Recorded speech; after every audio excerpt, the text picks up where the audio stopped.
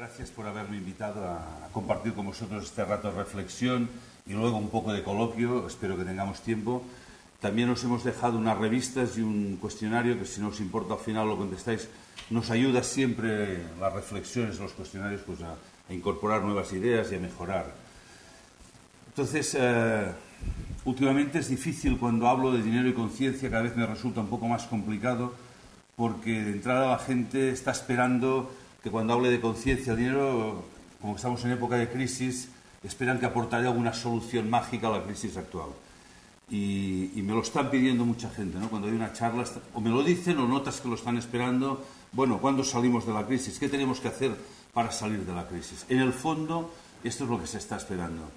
Y no hay salida de la crisis económica y financiera si solo hablamos de esto.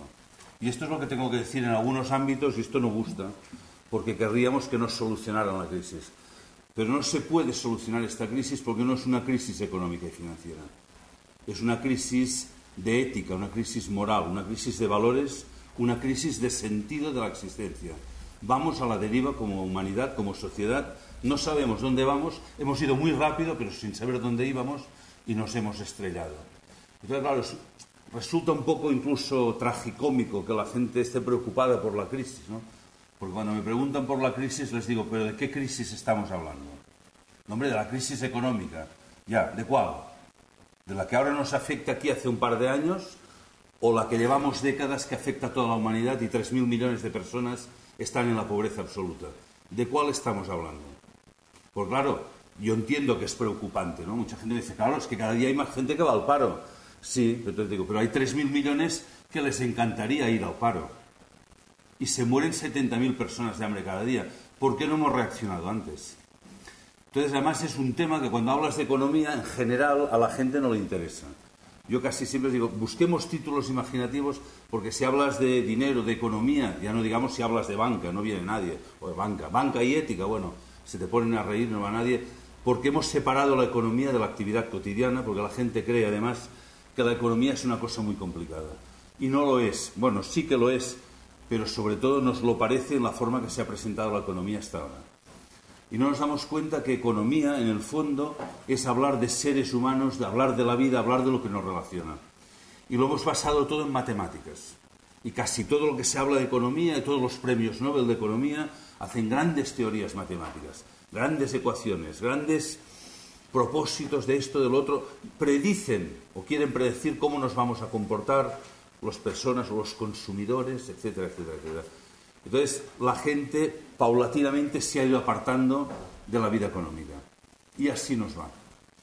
Porque no podemos dejar las decisiones de la vida cotidiana en manos de otros. Este es nuestro problema. Hemos dejado demasiadas decisiones en manos de políticos, en manos de grandes empresas, en manos de no sé quién. Este es el tema, ¿no? Cuando Obama estaba en elecciones y todo el mundo esperaba a Obama, yo sentí una cierta tristeza como ser humano por la humanidad. Decir, ¿qué estamos esperando? ¿Un nuevo Salvador? ¿Obama va a arreglar los problemas? No. Fijaros que no hay líderes políticos ya. No hay líderes intelectuales. Y esto para mí está bien. Es una señal de que ahora ya nos toca a la sociedad civil tomar decisiones, nos toca implicarnos en la vida, nos toca ver qué estamos haciendo mal y empezar a cambiar las cosas nosotros. Evidentemente, cuando hablo con políticos, y también tengo la oportunidad de hacerlo, ahí no les digo lo que pienso que deberían hacer los políticos. Pero no podemos estar esperando a ver qué hará Zapatero, a ver qué hará Rajoy. Es otro tema. Tenemos una gran capacidad de decisión nosotros y no la estamos ejerciendo. El problema de la democracia, yo tengo una cierta edad y todo el mundo esperaba la democracia y tal, como la solución a los problemas, y hay gente que me dice, no me acuerdo de quién es la frase, pero la encontré interesante, que en realidad la diferencia entre la democracia y la dictadura es que en democracia, antes de obedecer, te dejan votar una vez cada 4 años. Pero por lo demás, o sea, sí votas, pero tampoco tienes la sensación de que este voto sirva para mucho. De hecho, más del 50% de la gente ya no vota. Entonces, bueno, aparte del votar, aparte de la política, como ciudadanos, ¿qué podemos hacer en este mundo? Para poder tomar decisiones hay que hacer primero una observación. Y no ver la economía y el dinero como una cosa aparte de lo demás, sino hacer una visión global de la situación del mundo. De hecho, hablamos desde hace 20 años de globalización, pero hemos hablado de globalización solo de globalizar un tipo de comercio, un tipo de economía, un tipo de circulación de bienes, solo un tipo, pero ahora yo creo que toca globalizar la conciencia. Está bien hablar de globalización, hay palabras más bonitas, pero ver el mundo como algo global, ver el mundo como un único organismo, la humanidad, la sociedad, como un organismo vivo, del cual cada uno de nosotros somos una de sus células, no es una filosofía bonita, no es un romanticismo, no es una teoría New Age, es una realidad. La Tierra es un ser vivo y nosotros somos su parte consciente. Y la diferencia entre un ser vivo, entre un organismo y un mecanismo, es que en el mecanismo el todo es la suma de las partes. En un organismo no. En un organismo cada parte está relacionada con el todo. Cada parte es el reflejo del todo. Lo que hace cada una de las células influencia en el todo. Y cada célula necesita la totalidad para existir. Y eso lo hemos perdido de vista cuando hablamos de economía. Hemos separado las convicciones, los ideales, las vivencias del proceso económico. Y repito, y así nos va. Entonces, no saldremos de esta crisis ni de muchas otras, y ahora citaré, si no hacemos esta nueva visión global. La humanidad somos un organismo global, un organismo vivo. Con el misterio de que en cada uno de nosotros se ha individualizado la conciencia. Tenemos conciencia individual, somos seres individuales. Y esto está bien, pero no podemos perder de vista que a la vez somos comunidad. ¿Cómo se resuelve el dilema individuo-comunidad? Este es el tema que tenemos que afrontar. ¿Cómo sin dejar de ser un individuo libre o con capacidad de ser libre me relaciono con los demás y me doy cuenta que necesito a los demás y los demás me necesitan? Este es el tema. Entonces, para poder entrar en un tema hay que entrar más a fondo en los problemas. Decía el tema económico, pero hay muchos misterios hoy en la vida cotidiana. Porque, y vosotros lo entenderéis bien, hemos desarrollado muchísima técnica, muchísima ciencia. Si de algo podemos presumir la humanidad es que en un siglo o en un par de siglos, especialmente en el siglo XX, hemos desarrollado una capacidad científica y técnica que nos sorprende a todos, a los propios científicos. Es decir, surgen cada día cosas que te sorprenden de la sabiduría, la capacidad del ser humano. Pero, sin embargo, deberíamos preguntarnos a quién sirve la ciencia y la técnica.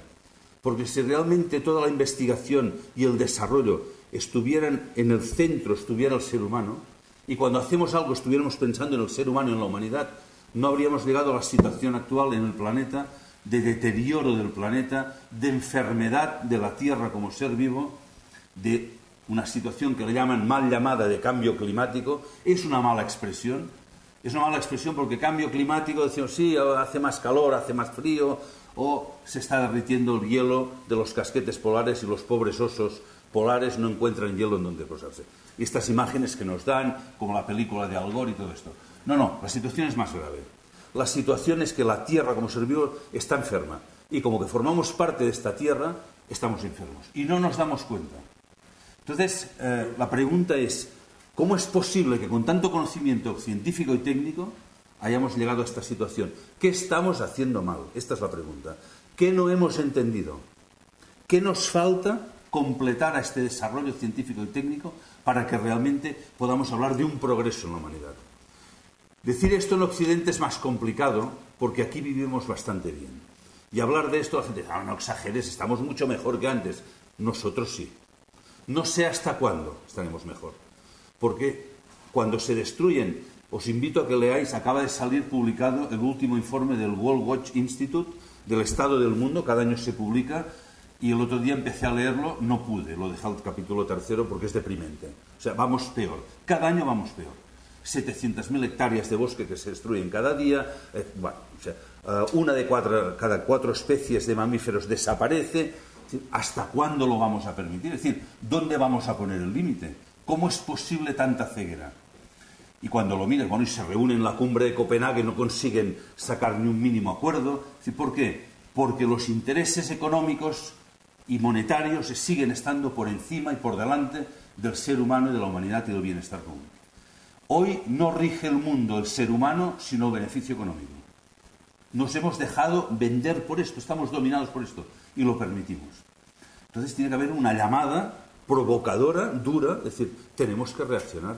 ¿Cómo es posible? Pero claro, la pregunta yo os la hago a vosotros. ¿Cómo es posible que permitamos esta situación? ¿Qué parte de responsabilidad tenemos cada uno de nosotros en que esto siga siendo así? ¿Qué podríamos hacer nosotros? Yo siempre me dirijo a que tengo delante. ¿Qué podríamos hacer nosotros para que esto empezara a cambiar? La situación esta de enfermedad también se puede ver porque en medicina hemos avanzado muchísimo, muchísimo. Es otra de las áreas que podríamos presumir de que la humanidad hemos conseguido avances increíbles. Pero no deja de ser sorprendente que hay nuevas enfermedades que afectan a millones de personas. Es decir, ya sin citar o citando de pasado los 50 millones de afectados de SIDA, ¿cómo es posible que cada vez haya más gente afectada por el cáncer?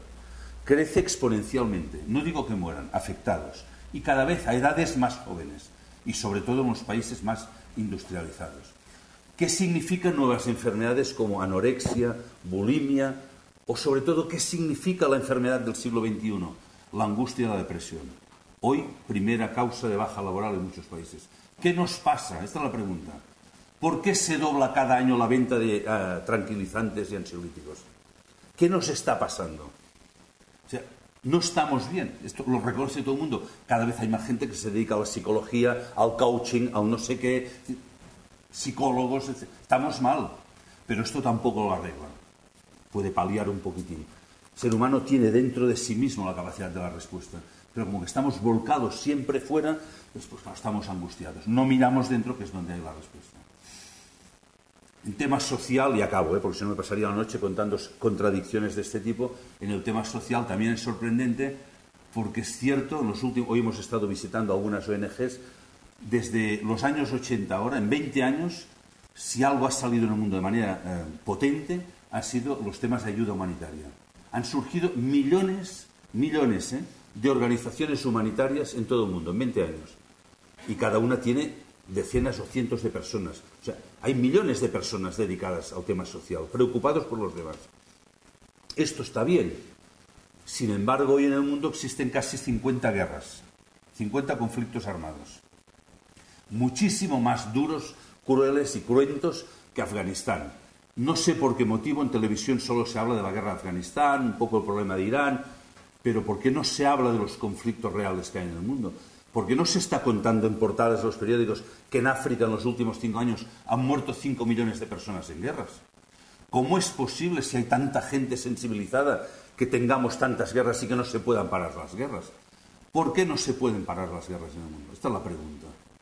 Pues claro, hablamos de crisis aquí, pero es que mirar el estado del mundo, el tema de guerras, el tema de gente muerta, mutilada, la pobreza que esto genera, ¿qué tiene que ver con nosotros y con nuestra economía todo esto? Este es el tema. ¿Y cómo es posible que si somos tan sensibles al tema social y tan humanitario, tengamos estos problemas? Y esta pregunta ya se la deberían hacer también las Naciones Unidas, porque sabéis que cuando salieron los objetivos del milenio, en el año 2000, objetivos del milenio, supongo que los conocéis y si no os invito a que lo miréis, salieron de una declaración del Estado del Mundo en el año 2000.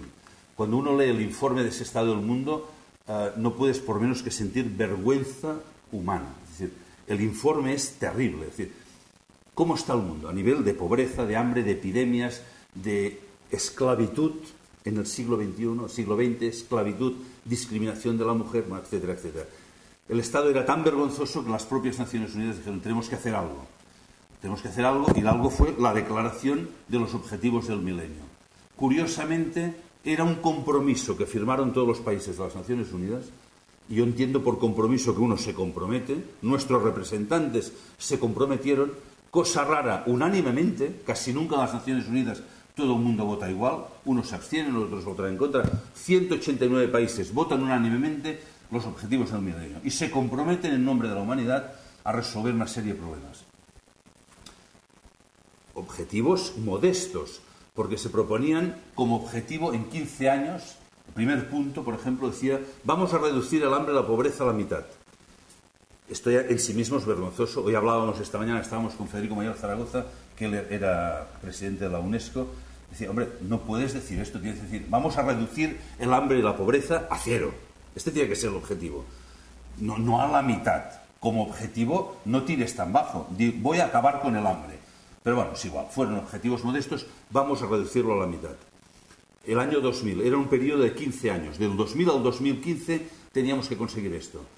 Cada año las Naciones Unidas emiten un informe, el Global Monitoring Reporting, que llaman ellos, diciendo cómo van los objetivos del milenio. Cada año van peor. Cada año van peor. Pero es que además, cada año destinamos más dinero a ayuda humanitaria para solucionar el problema. Cada año se destinan más miles de millones de dólares en ayuda humanitaria. Cada año estamos peor. Aquí hay un misterio. ¿Qué pasa? ¿Qué estamos haciendo mal? ¿Qué deberíamos hacer? Esta es la pregunta. ¿Cuál es la causa de todos estos problemas, de todas estas contradicciones que os estoy diciendo? ¿Qué hay en el fondo? O sea, ¿qué es lo que no sabemos ver? Y lo que no sabemos ver es que en la sociedad, en el último siglo, en los últimos 2 siglos, hemos apartado al ser humano de la vida. El ser humano ya no pinta nada. Ya no pintamos nada. Pero ya no pintamos nada ya incluso como concepto de ser humano. Y es un tema que yo siempre lo cito un poco provocadoramente, porque es un tema un poco así candente, que está enseñando impunemente, tranquilamente en las escuelas, en la sociedad, de que el ser humano es un animal. Este es el modelo. El hombre es un animal. En el final de una línea evolutiva se nos hace una concesión y se dice, hombre, es un animal racional. Se nos hace esta concesión, ¿verdad? Un animal a veces inteligente. Un animal superior, dicen algunos. Pero en el fondo animal. No hace muchas semanas salía un artículo, no sé qué periódico, decía que han hecho el estudio genético y entre un hombre y un chimpancé, no te creas, cambia algún gene, muy poca cosa, somos más o menos lo mismo. Pues, ¿qué quieres que te diga? A mí no me gusta que me digan esto. Entiendo que hay gentes que viendo según qué personas digan hay muy poca diferencia entre el hombre y el animal. Lo puedo entender porque hay comportamientos que te invitan a pensarlo así. Pero esta para mí es la base del problema. Porque estamos tomando del ser humano la parte animal. Evidentemente que tenemos una parte animal. Una parte que tiene necesidades, que tiene instintos, que tiene miedo. Sobre todo miedo porque hemos inoculado el miedo en esta sociedad. Y el miedo nos ha paralizado, sobre todo a la parte superior del ser humano, y nos estamos comportando como animales, y perdonadme la expresión, solo es para provocar, como animales que luchamos entre nosotros para sobrevivir en esta nueva selva llamada civilización o ciudad. Y aquí sobreviven o los más fuertes o los que se adaptan mejor. Que al fin y al cabo esto es lo que más o menos dice la teoría de la evolución. Que ahí evolucionan y sobreviven los fuertes o los que se adaptan. Y los otros, pues mira, es lo que hay. Y lo hemos aceptado. Y yo me niego a aceptar esto porque además es falso. Repito, el hombre no es un animal. El hombre tiene grandes diferencias con el animal. Primera, cada ser humano es diferente, si le dejan. El animal no. Los animales, cada especie es igual. Y cuando has estudiado un animal de la especie, ya sabes cómo es ese animal. Tú estudias al león y dices, mira, los leones se comportan así. Estudias a un ser humano y el de al lado no tienes ni idea de cómo es. Digo si nos dejan porque todo tiende en este momento, la tendencia es a la uniformidad, al uniformismo, al pensamiento único, a una educación muy uniforme, a unos planes de educación, no a promover la diferencia, la creatividad en el ser humano, sino la uniformidad. Y este es un problema, porque esto animaliza al ser humano. Y no permite que la parte mejor de nosotros, que es la libertad y la creatividad, salga adelante. Si no estropeáramos los niños en el proceso de la infancia y la juventud con una educación excesivamente uniformada, cada nueva generación trae nuevas capacidades que probablemente nos podrían ayudar a la anterior a solventar los problemas que tenemos. Pero a pesar de que nos va mal, nos empeñamos en enseñar lo mismo que hacíamos nosotros, aunque no nos funcionara. Este es uno de los problemas que hoy no tocaré, porque hoy no vamos a hablar de educación. Pero está en el fondo y tiene que ver con la imagen del ser humano. Vamos perpetuando el modelo. Los niños que aprendan lo que enseñamos, que lo estudien y que lo repitan en el examen. Y esto no es lo importante. Vamos a educar, que educar viene del latín de educere, que significa conducir, sacar afuera lo que tienes dentro. Vamos a que sean ellos mismos. Esto es lo que tenemos que hacer. Porque cada uno de nosotros es diferente y esta es nuestra riqueza y nuestra grandeza. Y esto lo estamos perdiendo de vista. Y la segunda, la citaba ahora, es la libertad. No se trata de discutir, ¿el hombre es libre, no es libre? Esto es una discusión bizantina. El hombre puede ser libre. Los seres humanos podemos decidir qué queremos hacer de nuestra vida. Y decidís un día venir a una conferencia, y otro día vais a un concierto, y otro día vais al cine, y un día vais a pintar un cuadro, y el otro componer música, y un día, maravillas de la vida, vamos a hacer una poesía. ¿Qué tiene que ver todo esto, esta capacidad artística y creadora del ser humano, con el tema de la teoría de la evolución, de la adaptación al medio, de la lucha por la supervivencia? No solo luchamos por sobrevivir, no solo vivimos de necesidades y de miedos y de instintos, podemos decidir cosas nuevas creadoras. No tiene nada que ver la poesía, cuando alguien me habla de la teoría de la evolución, la adaptación al medio. ¿Qué tiene que ver la poesía con la adaptación al medio? Y la poesía está en la cumbre de la evolución. Solo en la cumbre de la evolución el ser humano es capaz de escribir poesía. Y digo poesía por decir algún ejemplo. Por tanto, si queremos cambiar la sociedad, tenemos que crear una sociedad, una nueva cultura, basada en el ser humano superior, creador, capaz de ser libre, capaz de no vivir del miedo de que el otro es un enemigo y tengo que luchar con él, sino de descubrir quién soy, qué capacidades tengo y, sobre todo, qué puedo aportar a la humanidad. Cuando yo era pequeño, a mí me educaban, en una época que se educaba en valores, no digo que ahora no se haga, pero bueno, y me decían, tienes que estudiar porque el día de mañana tienes que ser un hombre de provecho. Esto se decía antes. Y de provecho significa que puedas aportar algo al mundo. Y ahora se dice, tienes que estudiar porque el día de mañana, como no tengas una o dos carreras y 2 idiomas y 3 másters, no vas a encontrar un buen trabajo y no te ganarás bien la vida. Ya preparamos porque la vida va a ser un combate. Esto está muy mal, está muy complicado, hay mucha competencia. Y a los jóvenes les decimos que tienen que estudiar para tener una carrera, para ganarse la vida. Y esto a un joven tenéis que entender que nunca le va a motivar. Entonces, claro, dice, hostia, ¿pero qué pasa? Que el jueves hay el botellón y las pastillas, ¿y por qué se drogan? Es normal, yo probablemente también lo haría. Porque no hay nada en lo que les mostramos que les atraiga. No hay nada que tenga que ver con lo que ellos llevan dentro como inquietud. Yo ahora tengo la oportunidad de dar charlas en institutos y universidades a gente joven y están llenos de inquietudes y motivaciones, pero han perdido la confianza. Están ya desmotivados porque lo que ven fuera no les interesa. Algunos se drogan y huyen y a velocidad o lo que sea y tal, y otros, pues mira, intentan adaptarse, sacarán esa carrera que les han dicho en casa, quizá encontrarán un trabajo, se ganarán la vida o menos, pero no serán felices. Porque luego, por eso estos serán los que luego van a consumir esto y lo otro, porque esto no llena la necesidad del ser humano. Por eso os decía, es un cambio de cultura que toca ahora, o un cambio de paradigma, que dicen algunos que parece una palabra más bonita. Llamadle como queráis. Pero o lo cambiamos todo y tomamos la rienda de la sociedad en nuestras manos y convertimos esta sociedad animalizada o basada en instintos, que es otra de las cosas que se favorecen, los instintos, la reacción instintiva, y buscamos esta sociedad basada en un ser humano superior, que lo somos, creativo, artístico, no hay salida. Esta es mi opinión. Entonces, ¿cómo se hace esto y cómo se lleva al terreno de la economía? Tomando conciencia. O sea, uno solo cambia cuando hace un trabajo interior de toma de conciencia y dice, yo esto lo voy a cambiar. Porque no puedes cambiar el mundo, no puedes cambiar la política, ni tienes derecho. No tenemos derecho a exigir a los demás que cambien. Uno solo puede decir, me voy a cambiar a mí mismo. Solo cuando te has cambiado a ti mismo, empiezas a ver, no que puedes exigir a los demás, sino empiezas a ver que empiezas a influenciar a los demás. Yo me encuentro muchas veces cuando doy charlas y hablamos de banca ética, la típica pregunta que me hace todo el mundo, y me dicen, bueno, pero ¿una banca puede ser ética? ¿Una banca es ética? Tal, y se me ponen a reír. Y yo siempre contesto, digo, vamos a ver, antes de que te conteste, ¿tú eres ético? Cuando alguien me pregunta si una banca puede ser ética, digo, ¿tú eres ético? Porque si tú no eres ético, ¿con qué derecho me preguntas o me exiges o dudas de que yo lo puedo ser? ¿Con qué derecho vamos a exigir a un político que no sea corrupto? ¿Con qué derecho? Este es el tema. Entonces, lo que pasa es que no es cómodo decir a la gente, el que tiene que cambiar eres tú. Entonces, lo que pasa es que yo tengo una edad que pues, ya me puedo permitir el lujo de provocar a la gente, decir, la culpa de lo que está pasando, borro culpa, que tiene un carácter muy así. La responsabilidad de lo que está pasando es nuestra. Nosotros nos tenemos que cambiar. Y cuando nosotros cambiemos, nuestro entorno empezará a cambiar. Y para hacerlo, decía, una toma de conciencia, repaso del examen de conciencia que decían antes. ¿Qué estamos haciendo nosotros en ese mundo económico y social que nos rodea? ¿Cómo estamos actuando? No cómo creemos que actuamos. Porque cada uno tiene una imagen de sí mismo que, bueno, tú te puedes imaginar que tú eres así o eres así. Y hay gente que dice, no, hombre, yo tengo unos ideales y además yo hago esto y soy socio de una ONG.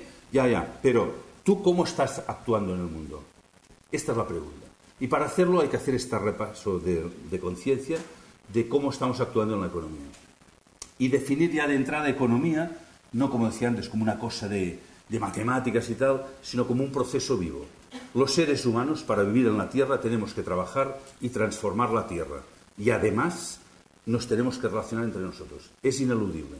Nos necesitamos. Nadie en economía es autosuficiente. Bueno, hay gente que sí, que se va a un pueblo y tiene un huerto y 2 cabras, y bueno, pero esto no es el tema.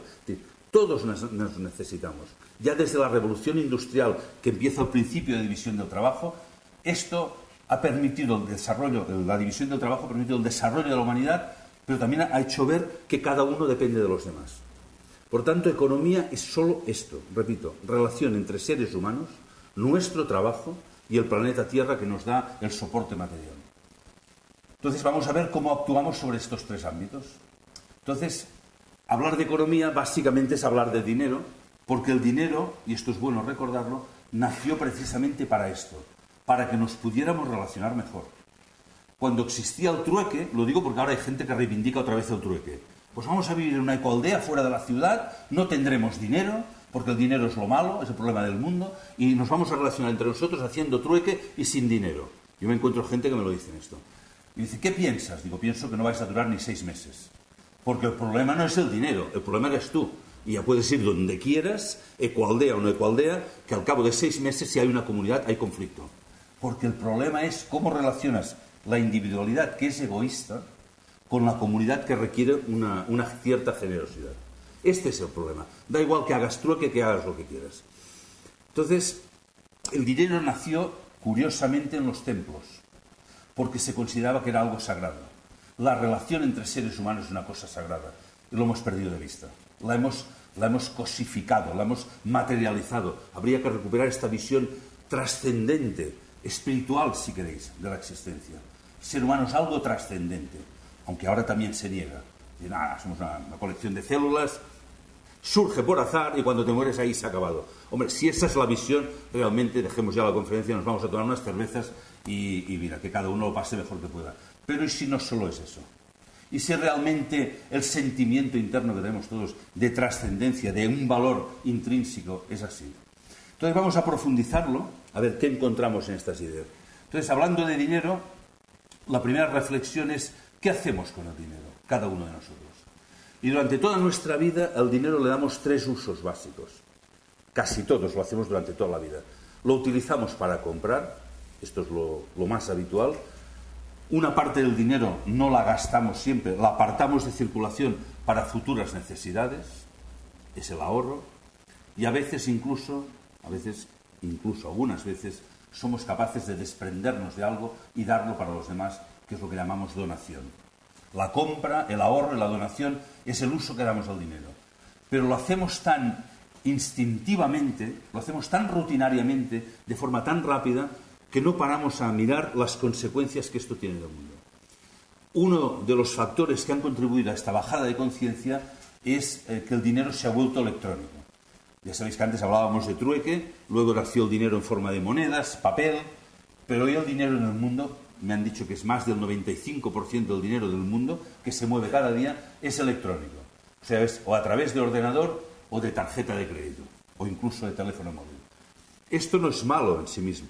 Esto está bien porque te permite que cualquiera de nosotros en este momento se puede relacionar con cualquier persona del mundo. Ahora podríamos entrar aquí y comprar algo de no sé cualquier país, poner el número de la tarjeta de crédito y en unos días te lo envían a casa. Está bien. O sea, la globalización de la información informática permite tener esa conciencia global de organismo que decía antes. Hay gente que ve en la técnica todos los males del mundo. No, la técnica está bien. El problema es que si desarrollas la técnica y el desarrollo de la conciencia no está al nivel, surgen los problemas. Y ahí ha pasado este problema. Sucede lo mismo, aunque ahora no entraré en ello, con el tema genético. El tema de la manipulación genética, de la ingeniería genética, de los transgénicos. ¿Es bueno o es malo? El problema es que la conciencia nuestra no está a la altura de la capacidad de gestionar el tema genético. Y lo mismo sucede con lo atómico, lo molecular y lo nuclear.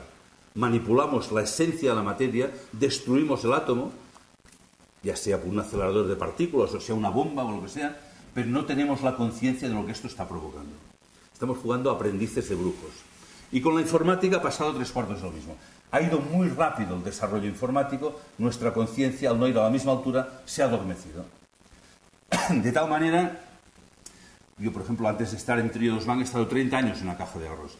Y he visto un fenómeno muy curioso, increciendo, o cada vez más, que cada vez más personas cuando llega a final de mes no tienen idea de cuánto dinero han gastado con su tarjeta de crédito.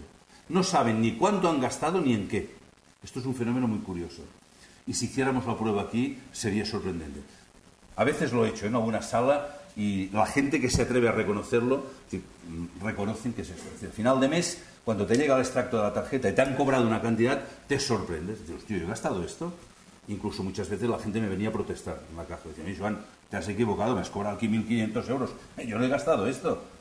Y como que yo ya no discuto nunca, les decían, seguro que me he equivocado, vamos a revisarlo, no te preocupes que te lo arreglaré enseguida, ¿verdad?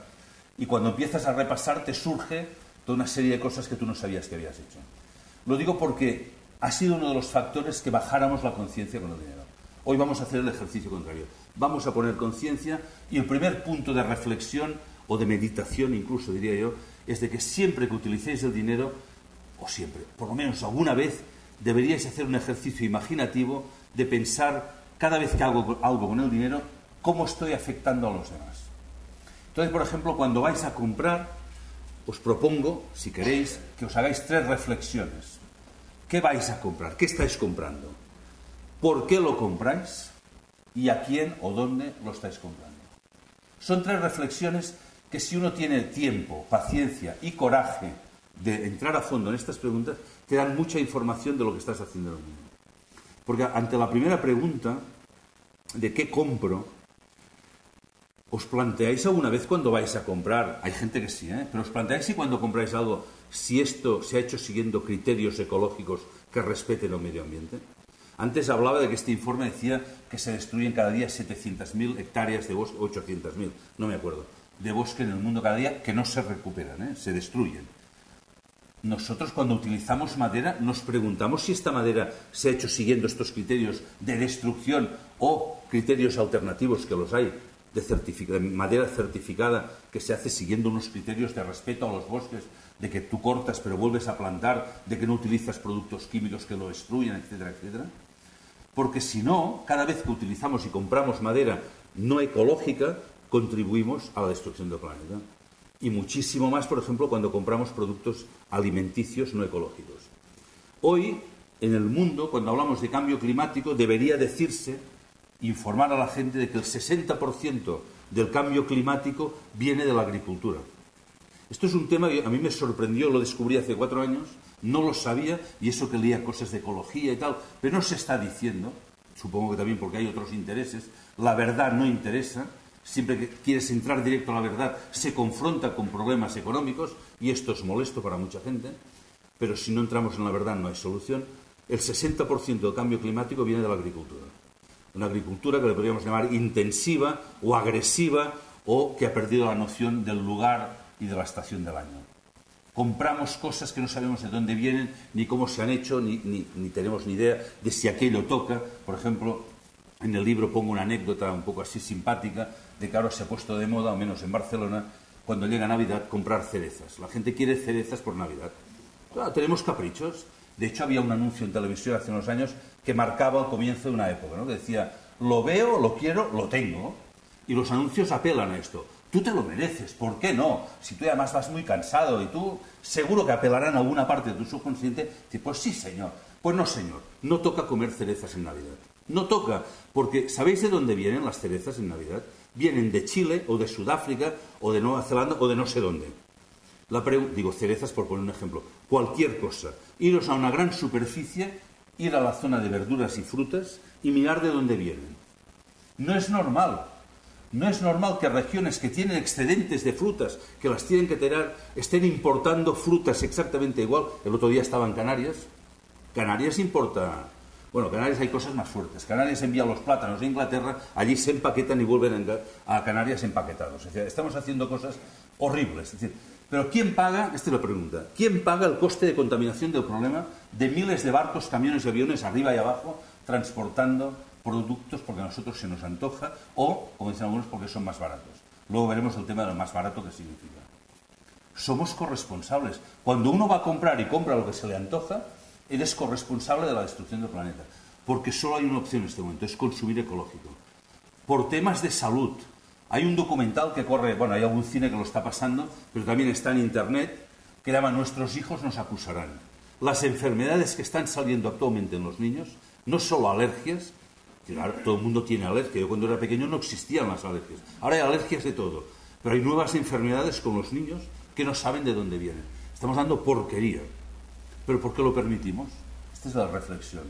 Entonces, cuando uno no consume ecológico, aparte de destruir la salud, está destruyendo el planeta y agrediendo a los derechos humanos de los demás, porque estamos agrediendo el planeta de todos. Por tanto, ¿qué compras? Y os hago una primera propuesta de cambio personal. Os propongo que compréis productos ecológicos. Esta es una toma de responsabilidad que puede hacer cualquiera. Y esto cambia el mundo. Y no me sirve la excusa cuando digo, bueno, pues que aunque lo haga yo no serviría de nada. Sí que sirve. De momento tú ya eres coherente. Y cuando uno cambia, cambia su entorno. No, uno no puede basar su ética y su responsabilidad en que lo hagan los demás. Esto no vale.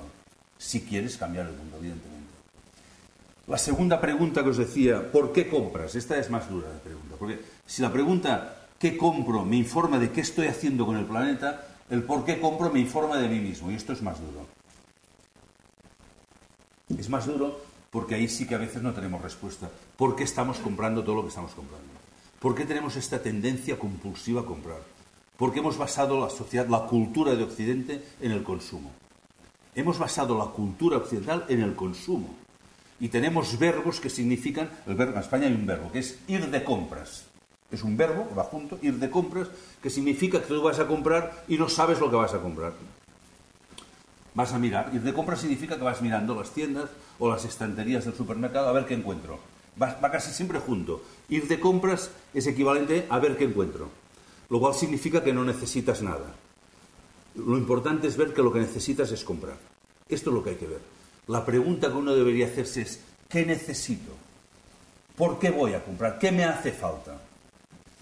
Y cuando alguien dice que estoy exagerando, apelo a los 30 años de experiencia en una caja de ahorros. Un director de una caja de ahorros es como un confesor, lo sabes todo de la gente, entre lo que te cuentan y lo que ves en la cuenta, pues lo sabes todo. Y examinar una cuenta corriente o un extracto de tarjeta de crédito es algo sorprendente, es digno de estudio psicológico. Y cuando alguien me dice que no llega a final de mes o que compra lo esencial, digo, no digas lo que tú crees, o sea, haz un estudio objetivo de tu vida, coge el extracto de la cuenta o de la tarjeta de los últimos 3 meses y mira a qué has dedicado tu dinero. Y os podría contar anécdotas, es decir, es sorprendente qué compramos. Esto también da información cada uno, pues donde tiene su punto débil y tal, ¿no? Pero compramos muchas cosas superfluas, que ya desde el mismo momento que las has comprado ya no las vas a utilizar, que el deseo de la compra, una vez realizado, ya vuelves a estar igual, no te satisface el vacío, porque el vacío que tienes es interior. Ya puedes comprar todo Corte Inglés y el Carrefour, que seguirás estando vacío, porque lo que tendríamos que hacer, y tiene que ver con el cambio de cultura y con la crisis económica, aunque no lo parezca, es parar, crear espacios de silencio y mirar en el interior, porque lo importante es descubrir quién eres y qué estás haciendo aquí. Y esto, como no hagas un tiempo de espiritualidad, de silencio, de búsqueda interior, no hay salida. Y esto, ahí estamos anémicos. Uno se alimenta físicamente, comemos porque necesitamos comer, necesitamos también alimento, diría yo, emocional, necesitamos cariño, necesitamos amor, darlo y recibirlo, y ahí pues también más o menos cada uno se apaña como puede, pero también necesitamos alimento espiritual o cultural, me da igual la palabra que queráis utilizar, y ahí estamos anémicos, anoréxicos completamente. Ahí no dedicamos casi tiempo. Y cuando alguien dices, tú dedicas un tiempo al silencio, a la meditación, si no tengo tiempo, pues deja otra cosa. ¿Qué es lo más importante para ti, sino tú mismo? Y esto tiene que ver con el exceso de consumo y destrucción del planeta, porque va todo relacionado. Y si no dedicas un tiempo a tu parte interior, y me refiero a la parte superior, tu comportamiento será animal, es decir, instintivo, fácilmente manipulable. Por eso todo llama al consumo, porque una sociedad consumista es fácilmente manipulable. Hoy hacíamos una broma en un grupo, una reunión, de que hemos recuperado el panem et circenses de los romanos en el circo, simplemente que ahora no es panem et circenses, ahora es la pizza y el partido de fútbol del Barça o del Madrid. Pero es más o menos lo mismo. Cuando yo era joven decían, esto es Franco y la dictadura que nos quiere manipular la voluntad con el fútbol. Franco hace un tiempo que se ha muerto y la cosa ha ido a peor. Entonces, esto hay que hacer un examen a fondo. También podemos incluir la Fórmula 1 y Fernando Alonso. Van en el mismo paquete. Es decir, cómo mueve masas, millones, cosas. Ya, pero esto es así. Hay que hacer un examen. ¿Por qué esto es así? O sea, yo pensaba que habríamos evolucionado a un nivel cultural diferente y ha habido una cierta involución. Porque una sociedad que se mueve por estos instintos y estos impulsos es más fácilmente manipulable. Entonces hay que dedicar un tiempo interior y basar, segunda propuesta, aparte del tiempo interior, un consumo responsable. No podemos seguir consumiendo igual porque el planeta no lo permite. Y cuando oigo comentarios de políticos y economistas, dicen, bueno, a ver qué hacemos para recuperar la producción y el consumo, volver a crecer como antes. No podemos crecer como antes. No en consumo material. No podemos, porque el planeta no lo permite. Ya no lo permitía antes, cuando solo era Occidente, América y Europa que consumíamos. Pero es que ahora resulta que hemos contagiado este virus del consumismo a China, India, Brasil, que son miles de millones. Si antes no aguantaba el planeta, ¿cómo va a aguantar ahora? ¿Hasta dónde vamos a permitir la destrucción?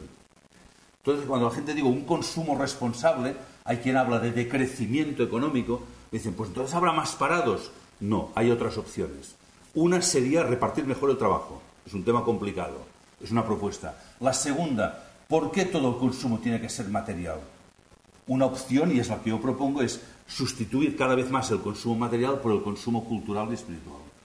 Estamos dispuestos a pagar mucho dinero por una buena cena, una buena botella de vino, pero a lo mejor por una buena conferencia, un curso de crecimiento personal, no lo haríamos. Y cada vez tendríamos que dedicar más dinero al consumo de cultura, de arte. ¿Pagaríais 30 euros por ir a una sesión de que os recitaran poesías? No lo sé. Quizás sí, vosotros no lo sé. Pero valoramos lo material, lo cultural y lo espiritual no. Pues la nueva economía tiene que ser cada vez menos material y más cultural y espiritual. Si no, repito, el planeta es que no sé cuántos años puede durar. Yo he tenido reuniones con biólogos importantes y me dicen, es que tienen miedo de llegar a un punto crítico de no retorno que aunque queramos reaccionar ya no habrá tiempo. Entonces, tenemos que provocar ese cambio. Una reducción en el consumo material. Y esto depende de nosotros. Y en tercer lugar, ¿dónde compramos? Hombre, no podemos seguir con la supuesta ley de la oferta, la demanda o la competencia. Nos han inoculado este concepto desde ya la época de Adam Smith, que se le considera el padre de la economía moderna, de que estamos en un mercado libre y, bueno, pues aquí impera pues esto, el mercado libre es la competencia, la supuesta ley de la oferta y la demanda. Esto es lo que a mí me enseñaron ya en el colegio y en la universidad. La ley de la oferta y la demanda. Pues os tengo que decir que he descubierto ya de adulto que no existe la ley de la oferta y la demanda. Es mentira. Es mentira, no es una ley. Es que claro, cuando utilizas las palabras van quedando en el subconsciente colectivo. ¿Qué significa ley? Ley significa que solo puede ser así. Es una ley y no es verdad. Solo hay leyes en la naturaleza. Ley significa que solo puede ser de esa manera. Y las relaciones entre los seres humanos pueden ser de muchas maneras. Una puede ser de la ley, supuesta ley de la competencia, de la oferta y la demanda, es el modelo que ahora impera y que nos ha llevado a esta situación. El otro modelo es conciencia y responsabilidad. Es una opción. En vez de basarme en decir, yo voy a mirar lo mío y tú mira lo tuyo y que cada cual se espabile por lo suyo, que es lo que programa la economía moderna, que cada cual busque su beneficio personal máximo, que el mercado ya lo regulará. Esto se sigue enseñando en la universidad así. Sé egoísta, que el mundo irá mejor. Bueno, en la universidad no lo dicen así porque sería demasiado claro. Dicen, hay que maximizar los beneficios y minimizar los costes. Es decir, tú mira lo tuyo, los demás que se espabilen. Que supuestamente el mercado lo regulará. Primero, el mercado no regula. Llevamos 3 siglos de mercado y vemos que no regula nada, que cada vez está más desequilibrado. Segunda, es una perversión moral decirle a la gente, sobre todo cuando es joven, tú preocúpate de lo tuyo, que el mercado ya regulará. Porque no es verdad. O sea, tú preocúpate de que tus actos, a ver cómo influencian a los demás. Porque el responsable de tus actos eres tú, no es el mercado. Y esto hay que decirlo. Hay que volver a la responsabilidad individual. Cada uno de nosotros es el responsable de lo que hace en el mundo. No puedes apelar al mercado, porque luego pasa lo que pasa. Ni puedes apelar al miedo, decir, tú procura por ti el día de mañana, si no... No, señor, tú procura ver qué puedes hacer por los demás. Este es el cambio de paradigma. Procura no cuáles son tus necesidades, sino descubre cuáles son tus capacidades e intenta aportarlas al mundo, porque el mundo las necesita. Y ten confianza que lo que tú necesitas ya lo recibirás. Y así habría que educar a los jóvenes. En vez de decir que tienen que estudiar para el día de mañana, decir, oye, tú preocúpate de ser una persona de provecho, descubre qué puedes hacer en el mundo y aporta esto al mundo porque esto te hará feliz. ¿Cuánta gente es infeliz en el trabajo? ¿Por qué la gente cuando acaba de trabajar tiene que ir a hacer deporte, a hacer no sé qué, a divertirse? Porque en el trabajo es infeliz. Y el trabajo tendría que ser lo que haces, tú es lo que dejas en el mundo cuando te mueres. Ha sido tu trabajo. El trabajo tendría que ser la realización personal. Yo aporto esto al mundo. El trabajo no tendría que ser aquello con lo que me gano la vida. También. Pero tendría que ser lo que yo hago como ser humano. Todo esto se ha perdido, este concepto. Pero si esto se pierde de joven ya de adulto, ¿qué quieres ir a arreglar? y hay que tener el coraje de recuperarlo. Tenemos miedo a recuperar aquello que creemos. Pues es que los demás no lo harán, es que me da igual. Cada uno tiene que pensar que el mundo depende de él y tienes que actuar en base a lo que tú crees. Y hay que cambiar este paradigma. Y hay que cambiar el tema de la competencia, la ley de la oferta y la demanda, porque si no, si solo compramos lo que es más barato, esta botella de agua aquí vale 1 euro y allí vale 80 céntimos, pues compro allí, claro, pero ¿qué hay detrás de la competencia? ¿Por qué allí la pueden vender a 80 céntimos? ¿Por qué hay paquetes de café que vienen que son mucho más baratos que otros? Nos teníamos que preguntar al final de la cadena de producción qué está pasando en Colombia, por poner un ejemplo, en los que están produciendo café en los cafetales. A lo mejor trabajan 16 horas al día por un salario miserable, o lo que está pasando en China. Os invito a ver el documental China Blue, como niñas de 16 años están bajo una explotación, esclavitud semejante a la del siglo XVII para fabricar unos jeans que aquí podemos comprar en tiendas de lujo en los paseos más importantes de la ciudad. Y no nos parece mal, porque lo estamos comprando. No miramos qué hay detrás de la cadena de producción. O sea, el precio, oye, que compitan, oferta, demanda, ya, pero ¿y el ser humano que está detrás? Porque cuando haces esto, luego sabes qué pasará, que vuestros hijos, que les habéis dicho que estudien mucho para el día de mañana, para la carrera y todo esto, os dirán, mira, tengo 2 carreras, 3 másters, 5 idiomas y no encuentro ningún trabajo que me paguen más de 1.000 euros. Y así no puedo vivir. Lo hemos provocado entre todos. Claro, es que está todo muy mal. Lo hemos hecho mal nosotros. Hemos querido vivir de la especulación. Estos últimos años no entraré demasiado en el tema inmobiliario, pero aquí todo el mundo ha sido muy listo. Yo estuve 5 años en un barrio muy humilde de Barcelona, un barrio obrero, decían, y es muy obrero, pero había gente que compraba pisos para especular, no para vivir, para especular. Y me encontré clientes que me decían, satisfechos, con una sonrisa, estoy contento porque compré un piso por 10 millones de pesetas y en 5 años lo he vendido por 40. He ganado 30 millones sin hacer nada, en 5 años. Yo decía, ¿y la sonrisa a qué viene? ¿De qué te sientes satisfecho? ¿Tú no te das cuenta que tu hijo ya no podrá comprar nunca un piso? ¿Tú crees que es normal? Oh, es que lo hacían todos. Ya está la excusa, lo hacían todos. Pero a ti nadie te obligaba a comprar un piso para especular. Entonces no nos damos cuenta, esto que os decía, que cada vez que hacemos algo, la oferta, la demanda, gano, compro, vendo y tal, alguien está sufriendo. Las bolsas suben, bajan. Oh, es que es un mercado libre, tal y cual. Ya, pero detrás de esto hay gente que está sufriendo. Detrás de esto, en el fondo, hay explotación. Formamos parte de la cadena de explotación cuando solo miramos el precio. Por eso ya hace años que ha surgido un concepto que es el comercio justo, el precio justo. Es decir, comercio justo es pagar el precio justo de las cosas. Y esto no lo puede dar el mercado. Hay mucha gente que dice, hombre, es que el precio del café se fija en el mercado de Londres. Y allí hoy lo han marcado a tanto. Ya, pero esto no es una ley. No te obliga a pagar aquello. Tú puedes pagar un precio justo para que la persona... ¿Y qué es el precio justo? El que le permite al productor vivir como una persona. Porque es como nosotros. El que está en Colombia produciendo café es un ser humano como nosotros, con las mismas ilusiones, necesidades, cariños, igual. Entonces, si hablamos de competencia, lo hundimos. Y como que aquí no nos afecta, de momento, cada vez más, y por eso cuando se nos acerca el problema tenemos miedo, por eso a todo el mundo, ¿cuándo saldremos de la crisis? Hay millones que lo preguntan hace décadas cuándo saldremos de la crisis. No nos hemos dado cuenta que nosotros somos la crisis de ellos. Entonces, la opción es pagar el precio justo. Hombre, es que es más caro, consume menos. Esta es la solución. Y cuando la gente dice que no llega a final de mes, repito, digo, tráeme el extracto de la cuenta, vamos a repasar en qué has gastado este mes. Y es sorprendente. Porque en lo esencial, ahí sí que miramos el céntimo. En las chorradas, perdonadme la expresión, allí podemos despilfarrar sin ningún reparo. Y si no, mirar lo que habéis comprado en Navidades. Por tanto, 3 preguntas, 3 propuestas. ¿Qué compro? ¿Por qué? ¿Y dónde? Hacer una reflexión. Hoy voy muy rápido, ¿no? Porque no hay tiempo. Pero hacerlo un día. Próximo sábado, que seguro que el sábado vais de compras, que es el día oficial familiar de ir de compras. Van familias enteras al Carrefour con los niños a mirar y tal, ¿no? Bueno, los niños a veces van a merendar porque los propios padres les dan la merienda y luego tiran y así no pagan. Que esto también es una manera de educar muy curiosa que he visto en algún supermercado, ¿no? Haceros estas 3 preguntas y pensar en las 3 propuestas. Procurar comprar ecológico, todo quizá no se pueda, pero es empezar un proceso de cambio. Preguntaros por qué consumimos tanto, intentar hacer una reducción del consumo superficial y consumir en cosas que aportan otro valor.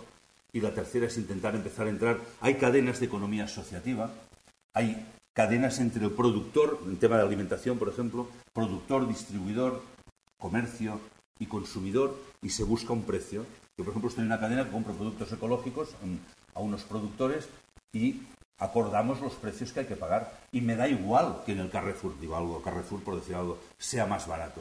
porque él sé que hace como lo hace y sé que con lo que le pago puede vivir dignamente. Y esto es lo que quiero. Es la opción de la libertad. El mercado no me obliga si quiero. El ser humano, como os decía al principio, puede ser libre si no se deja influenciar por miedos, instintos, costumbres, tendencias, lo que hacen los demás. La libertad es esto, es coraje, es lucha, es difícil. No somos libres porque no podamos serlo, sino porque tenemos miedo a esa libertad, porque exige fortaleza. Todo esto es solo cuando vais a comprar. Ahora, si entráis en el tema del ahorro, pues la cosa sigue igual de complicada, ¿no? También podríamos preguntar cuánto dinero ahorramos, por qué ahorramos y dónde. ¿Cuánto dinero ahorramos o cuánto dinero tenéis ahorrado? Esto no os lo voy a preguntar porque en mi experiencia de 35 años me ha mostrado que todo el mundo miente. Pues ya no lo pregunto. La gente digo, ¿tú cuánto ahorras? Yo, ¿cómo quieres que ahorres? Si yo no llego a final de mes. Entonces les empiezo a mirar a los ojos, digo, ¿pero tú de verdad que no tienes nada ahorrado? Entonces ya se sienten violentos. Yo no tengo nada. Y en función de la negación, sé el saldo de la cuenta corriente. Es una capacidad que he desarrollado en los últimos años. Por tanto, no os miraré a los ojos, no os lo voy a preguntar, pero os invito a que os lo preguntéis. Porque entonces esto liga con la segunda pregunta, ¿por qué ahorramos? Y el ahorro tiene dos componentes. Uno está bien, es sensato. Ahorramos porque planificamos o prevemos necesidades futuras y está bien preverlas. Mira, tendré que comprar esto, pagaré la hipoteca, mi hijo va el año que viene va a la universidad, bueno, vas preparando, ¿no? Pero fijaros, y esto es importante desenmascararlo, el ahorro tiene un componente de miedo. Tiene un componente de falta de confianza en uno mismo y en la vida. Ahí también tengo que decir a mis padres, me hago viejo porque cada vez los cito más, a mis padres me decían cuando era pequeño, ellos vivieron la guerra civil, y me decían, tienes que ahorrar mucho. Bueno, además ya sabéis que dicen que los catalanes somos muy ahorradores, que miramos el tema de los catalanes, ¿no? Y me decían, tienes que ahorrar mucho, porque el día de mañana no sabes lo que te vas a encontrar. Y esto me lo iban repitiendo, ¿verdad? Es que el día de mañana tienes que ahorrar, porque no sabes lo que te encontrarás el día de mañana. Y cuando eres pequeño te dicen esto, el día de mañana, pues te da un cierto temor. ¿Qué debe ser el día de mañana, verdad? Porque te tienes que preparar, en el fondo te están diciendo que van a venir cosas que tú no podrás afrontar. Esto es lo que te están diciendo. Y no es cierto. A mí me ha llegado el día de mañana, tengo 59 años, voy para 60, entonces ya he visto cómo iba todo, el día de mañana, de muchos días de mañana, y me he dado cuenta que no es cierto. El día de mañana es igual que el día de hoy, que el de ayer, es decir, días buenos, malos, días difíciles, días duros, días... Pero no hay nada, esta es mi experiencia personal, nada en la vida que tú no puedas confrontarte. Nada que no puedas afrontar y superar, nada. Y si te viene, además es por algo, pero esto es otro tema. Esta es mi experiencia. Entonces, habría que educar de otra manera, diciendo, tú tienes confianza en la vida, que si te viene algo es por algo. Y puedes solventarlo, puedes superarlo y además, cuando superas las dificultades, sales crecido, sales fortalecido.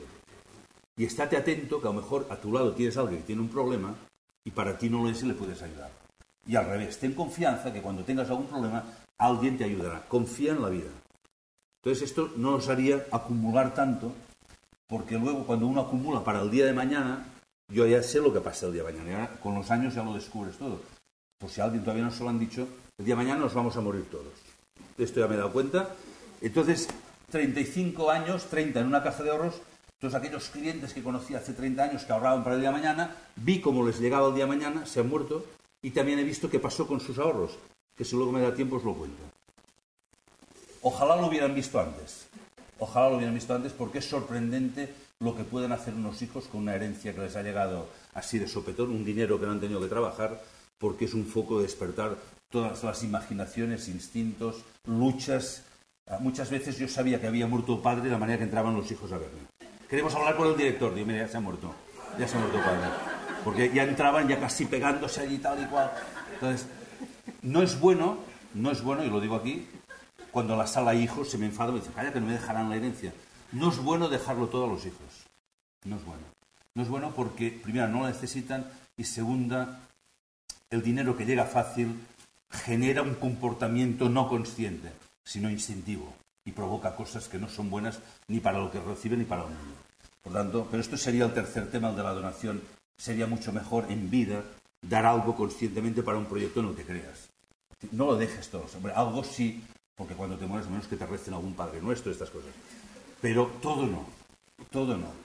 No es bueno. Entonces es mejor un acto de libertad. Siempre tenemos la opción de la libertad.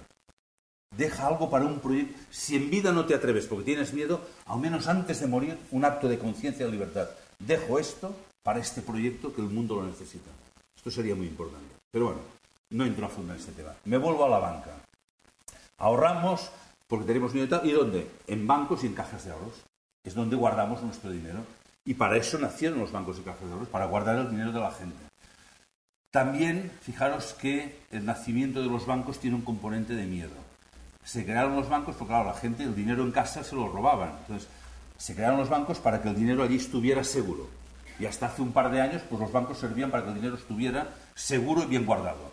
Ahora ya incluso esto está un poco tambaleándose, ¿no? Es una época que todo ya cambia. Ya había gente que me decía, pero es que han ido las cajas de ahorros, me decía el otro día una persona, con un disgusto emocional porque parecía que era lo más solvente del mundo, ¿no? Yo decía, pero si está bien que nada sea seguro. Porque es lo que os decía antes, es que siempre buscamos la seguridad fuera. Ahora ya ni cajas de ahorros, ni bancos, ni compañías de seguro, ni nada. A ver si por fin descubrimos que el centro de gravedad tiene que estar dentro y buscar la seguridad dentro de nosotros. Y cuando uno busca la seguridad dentro, por fuera, pase lo que pase, no te hace tambalear. Por tanto, en este sentido, y con respeto a los que lo pasan mal, bienvenida a la crisis si nos hace despertar en esta toma de las riendas de la situación. Entonces, bueno, nacieron bancos y cajas. ¿Y qué hace un banco y una caja con el dinero? No sirve para nada. Da igual que tengas un euro, 100.000 millones, no sirve para nada. Cuando lo llevas al banco, el banco no lo guarda. Esto ya lo habéis visto estos últimos años, que el banco no tenía el dinero que estaba por ahí. Y esto está bien. El banco lo deja a las empresas, a la gente que tiene proyectos y gracias a este dinero pueden desarrollar proyectos. Ahora bien, hasta hace un cierto tiempo, el banco dejaba dinero de una manera más sensata para que proyectos sensatos llegaran al mundo y desarrollaran riqueza, puestos de trabajo, etcétera, etcétera. Y con el dinero, la riqueza producida, la empresa o el empresario podía devolver el dinero que habían dejado y un añadido que son los intereses. Y el banco de esos intereses se queda una parte y la otra la da al cliente. Y se crea un ciclo que en sí mismo era sano. Repito, si es para generar riqueza. O sea, dinero de ahorro que se transforma en préstamo para crear empresa. Para crear empresa sensata y viable, evidentemente.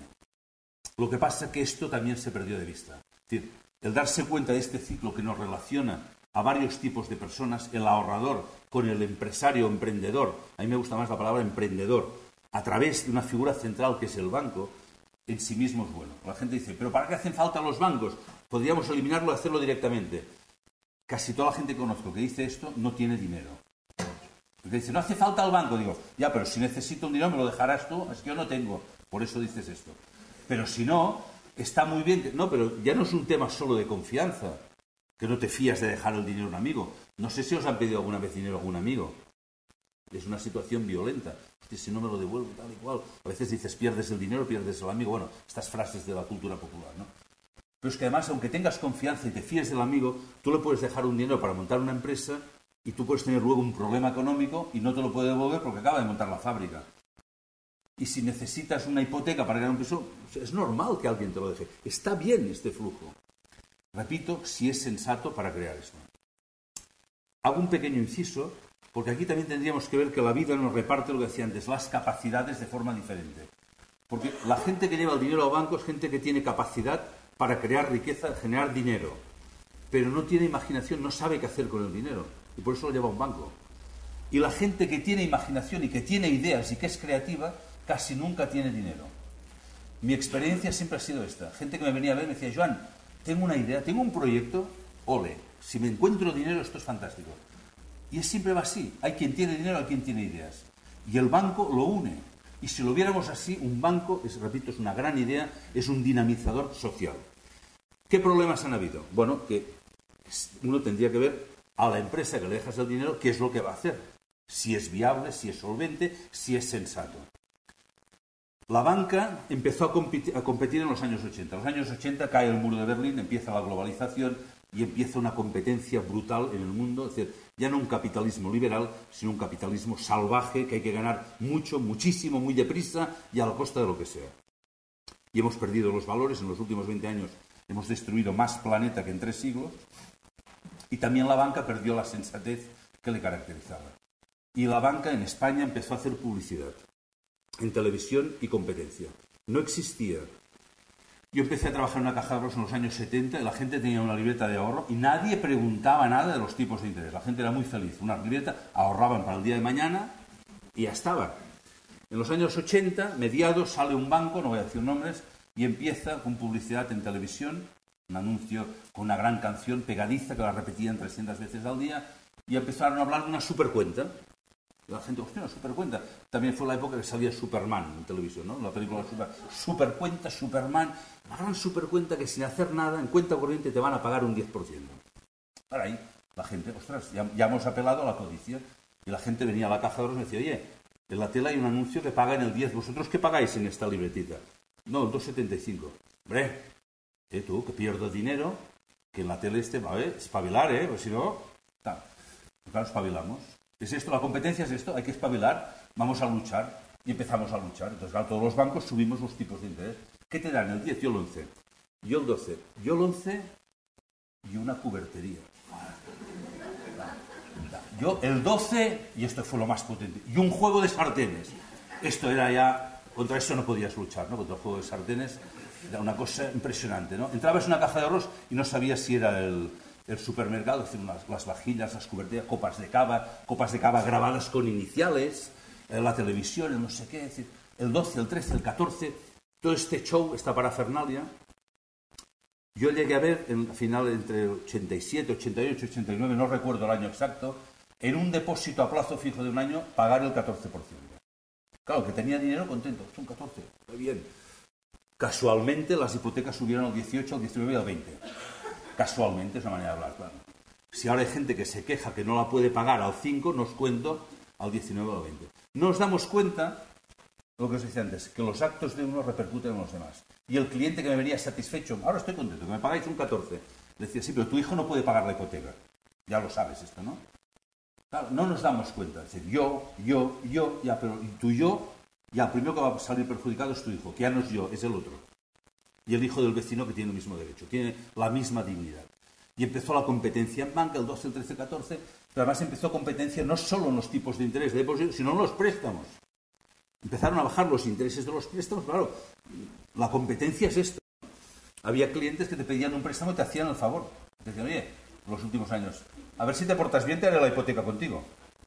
Dice, pero ¿me la harás tú a mí o te la haré yo a ti la hipoteca? Porque ahora me he perdido, o me bajas el tipo o me voy al de al lado. Entonces, cada vez pagábamos más y cobrábamos menos. Con lo cual, al reducir el margen, si quieres ganar dinero, tienes que trabajar más. No es que perdieran los bancos. Los bancos, como todas las empresas, cada año querían ganar muchísimo más que el año anterior. O sea, la fiebre de los últimos 20 años ha sido el crecimiento. Si alguno de vosotros ha sido director de banco, de caja, o tiene algún amigo familiar que lo es, que le explique la angustia cuando llega el mes de diciembre, que te dicen, objetivos para el año que viene. El año que viene tenemos que crecer tanto. Y la pregunta es, ¿cómo puede ser el objetivo crecer? El objetivo será lo que tú quieras hacer en el mundo. O sea, yo el año que viene, pues mira, quiero hacer esto, quiero hacer lo otro, porque esto es lo que tiene sentido. No, el objetivo era crecer.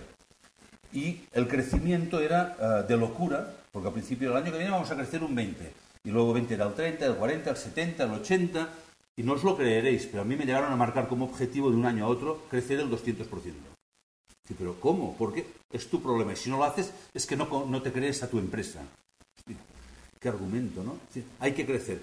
Y pero decías la gente, ¿pero por qué tenemos que crecer? Hombre, porque la competencia crece y tenemos que crecer más que ellos porque hay que pasarles en el ranking de las cajas de ahorros. Claro, este es otro tema, como que las entidades contrataban directivos venidos, esto sí, a todos los que contrataban tenían algún título de Harvard, Stanford, alguna cosa de estas, le pagaban millones y él tenía que demostrar que era más listo que los demás y había que pasar en el ranking. Pero los de la competencia habían contratado también gente de Harvard que les decían lo mismo, con lo cual esta locura ha llevado a que decir, bueno, ¿qué hacemos para ganar más?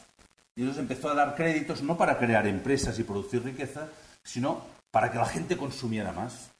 Y algunos de vosotros a lo mejor os encontrasteis que un día llegó a casa una carta del banco de la caja y dijo, señor fulano de tal, usted tiene aprobado un crédito de 3 millones de pesetas. Y el cliente decía, hostia, 3 millones, venía a decir, os habéis equivocado y no lo he pedido, esto, hay algún error. No, señor Manuel, es que usted es tan buen cliente que nosotros le hemos aprobado un crédito de 3 millones para que compre lo que quiera. Pero ahora mismo yo no necesito nada. Pero se lo hemos aprobado, compré alguna cosa. ¿Verdad? Pero no, porque el director tenía la presión de que tienes que colocar tantos esta semana. Entonces, claro, unas discusiones dicen absurdas entre el director o el empleado y el cliente. Yo, pero ¿ahora qué me compro? Pues no sé, cambiese el coche. Me lo cambié el año pasado. Bueno, busque algo, pero está aprobado y hay que firmarlo esto.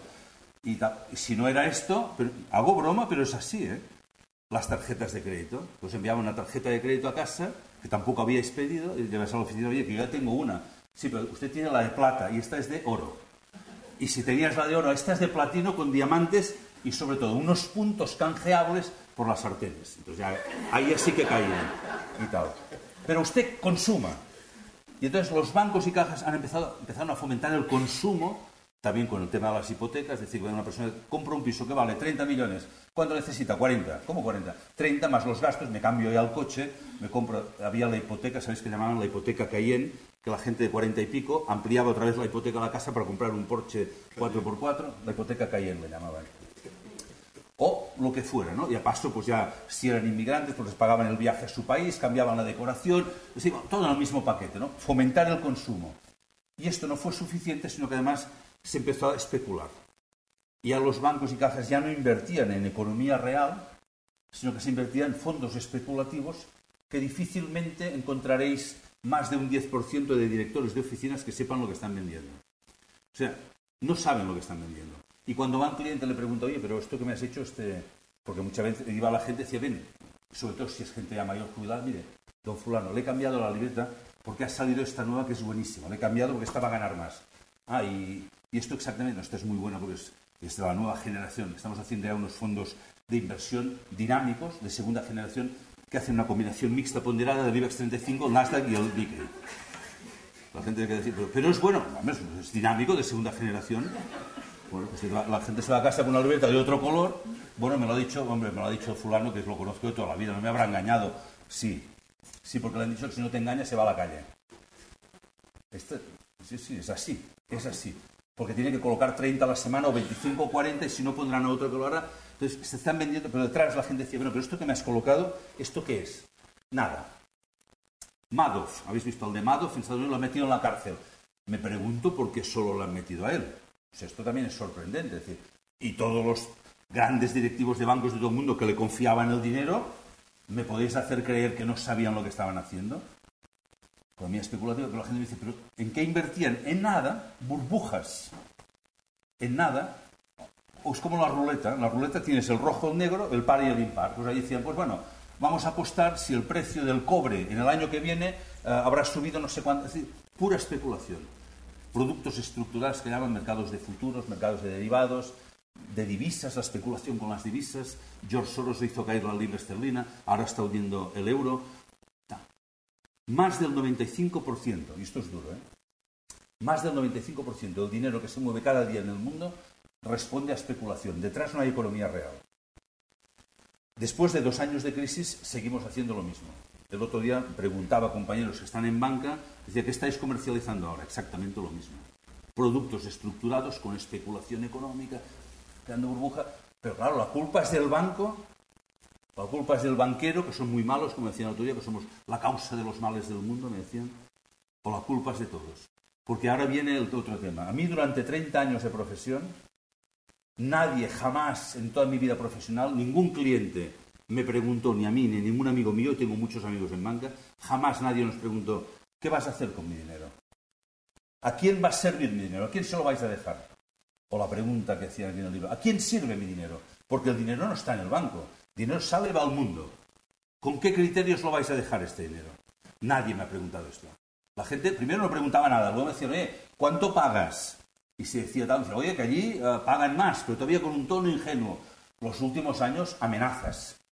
Cuando te decían, oye, viene el señor tal a renovar el depósito que le ha vencido. Te escondías debajo de la mesa. Dios mío, no, ostras, este no. ¿Y cuánto le vence? 100.000 euros. Bueno, te hacías pasar ya temeroso. Decir, bueno, hola, don fulano, con una cara así. ¿Qué tal? ¿Qué le trae por aquí? Vengo a renovar. Tengo 100.000 euros. ¿Qué pagáis ahora? Una cara así. Bueno, ahora estamos pagando un 5%. ¿5? Hombre, por favor, se ha quedado pagan el 5,25. Y me dan un juego de sartenes. Repitiendo la broma de la sartén. No, pero era así, ¿no? Y a lo mejor un cliente de toda la vida, que incluso en épocas de dificultad le habías ayudado, decía, oye, el dinero es el dinero. Si aquí dan el 7 y tú me das el 5, estoy perdiendo. Yo tengo que ir donde me den más. Este es el criterio que ha movido el mundo.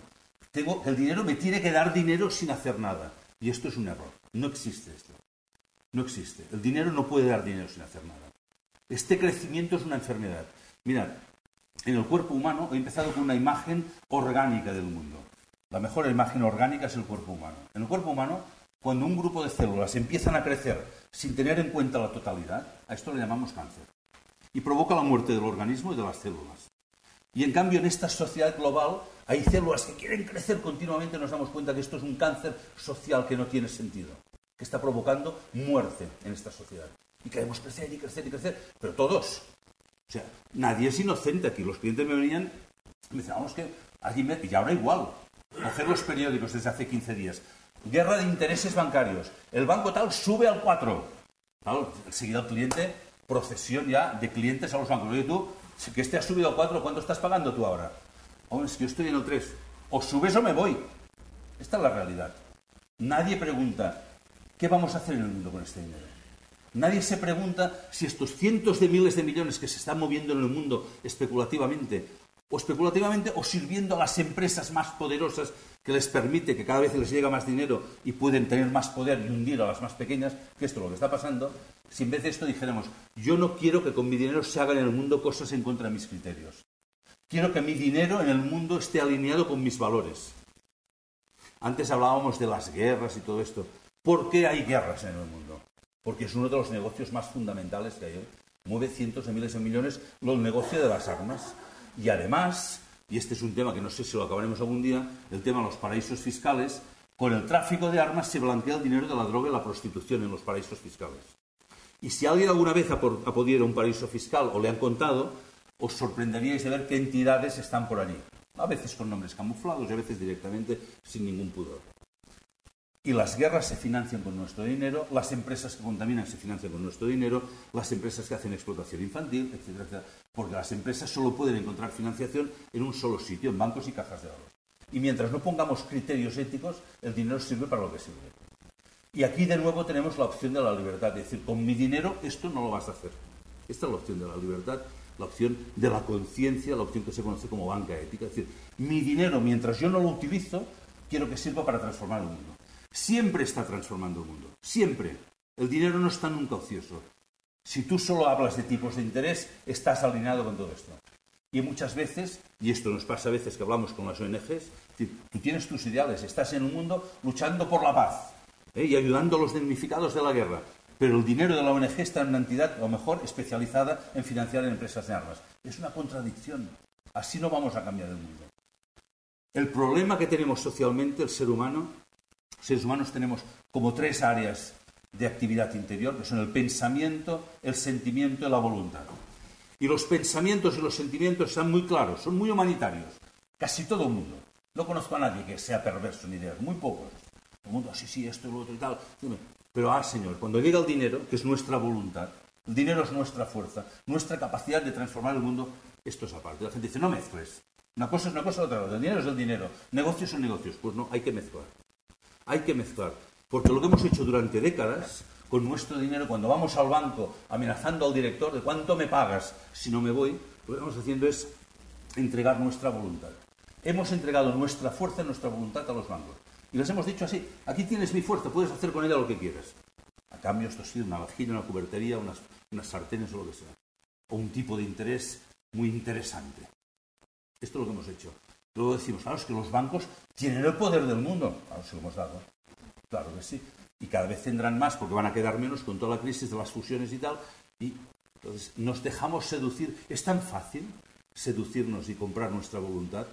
Si a un 4 no es suficiente, voy a subir al 5, al 6 o al 7. Y habrá un punto que dice, hombre, yo por un punto no cambiaría. Pero claro, es que si me dan mucho más, claro, es que pierdo dinero. ¡Pam! Esta es la trampa. Y a partir de ese momento hay un límite, un tipo de interés o un regalo atractivo. Hay entidades que vuelven a regalar televisores. Hay entidades que dicen, tráeme tu nómina, te regalaré 500 euros. Yo pensaba, digo, sí que es importante recibir, domiciliar una nómina en un banco que te regalan 500 euros. Fijaros si es importante que os dan regalos, os dan dinero, regalan televisores. Os están diciendo que vuestro dinero es muy importante. Por tanto, si es importante, no lo vendáis a un precio tan bajo. Este dinero puede servir para ayudar a cambiar el mundo. El tema de la banca ética nació hace muchos años. En la época de los años 60 en Estados Unidos hubo la guerra de Vietnam, como sabéis, una guerra mediática también, con manifestaciones en contra de la guerra y tal. Y ahí la gente descubrió, algunas ONGs y algún grupo cristiano de estos importantes que hay por allí, que sus ahorros y sus fondos de inversión financiaban directamente la guerra de Vietnam. Y esto fue una sacudida muy fuerte. Pusieron el grito en el cielo. ¿Cómo es posible? Nosotros, ONGs, financiando la guerra de Vietnam. Y esta es la pregunta. ¿Cómo es posible hoy que existan 50 guerras en el mundo que permitamos lo que he dicho todo antes? ¿Por qué es posible? Yo, cuando les preguntaba, decía, bueno, ¿tú qué has hecho con tu dinero? Lo que hemos hecho todos, llevarlo al banco y decirle al director que dé el máximo posible. Y el director lo hace bien. Si tú dices que dé el máximo, pues lo invierte en las empresas que más rendimiento dan. Entonces, da más rendimiento una empresa que contamina que una que pone recursos para no contaminar, porque se tiene que gastar el dinero. Y gana más una que hace explotación humana e infantil que una que respeta los derechos humanos. Esto es evidente. Y claro, en armas da muchísimo. Por eso no acaban las 50 guerras. Yo he estado en charlas en universidades, en congresos, y una vez estaba hablando de esto, que las guerras las financiábamos nosotros y tal. Esto en la Universidad de Santiago de Compostela, y la gente de allí, los estudiantes, los profesores, se sintieron heridos. No, hombre, pero las cajas de ahorros de Galicia no, ¿verdad? Digo, mira, yo tengo por costumbre nunca dar nombres porque a mí no me toca. He estado 30 años en una caja, ahora no me toca a mí ir a pregonar quién hace qué. Pero habían ponentes de Justicia y Paz, de Ecologistas en Acción, bueno, de otras ONGs, ¿no? Y dijeron, ya vamos a contestar nosotros. Y sacaron documentación y dijeron, cajas de Galicia, pues miren, espera un momento, miren, tal y tal, acaban de dar un crédito hace pocos meses de no sé cuántos millones de euros a una empresa muy importante que está en Vitoria, que fabrica armas. Antes hacía minas antipersona.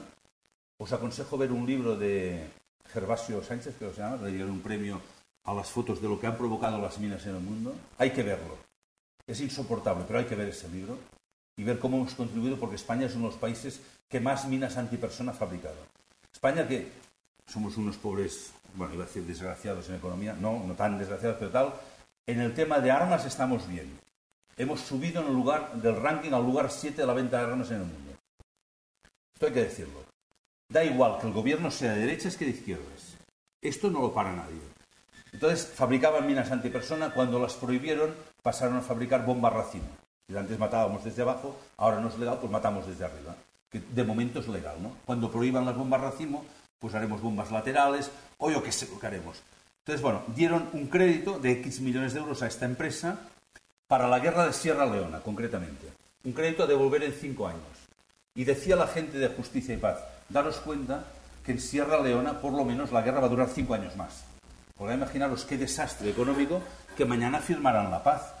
¿Qué hacemos con las armas? ¿Cómo devolvemos el crédito? Hay que mantener la guerra como sea. Es un tema de negocio. Igual que en Estados Unidos.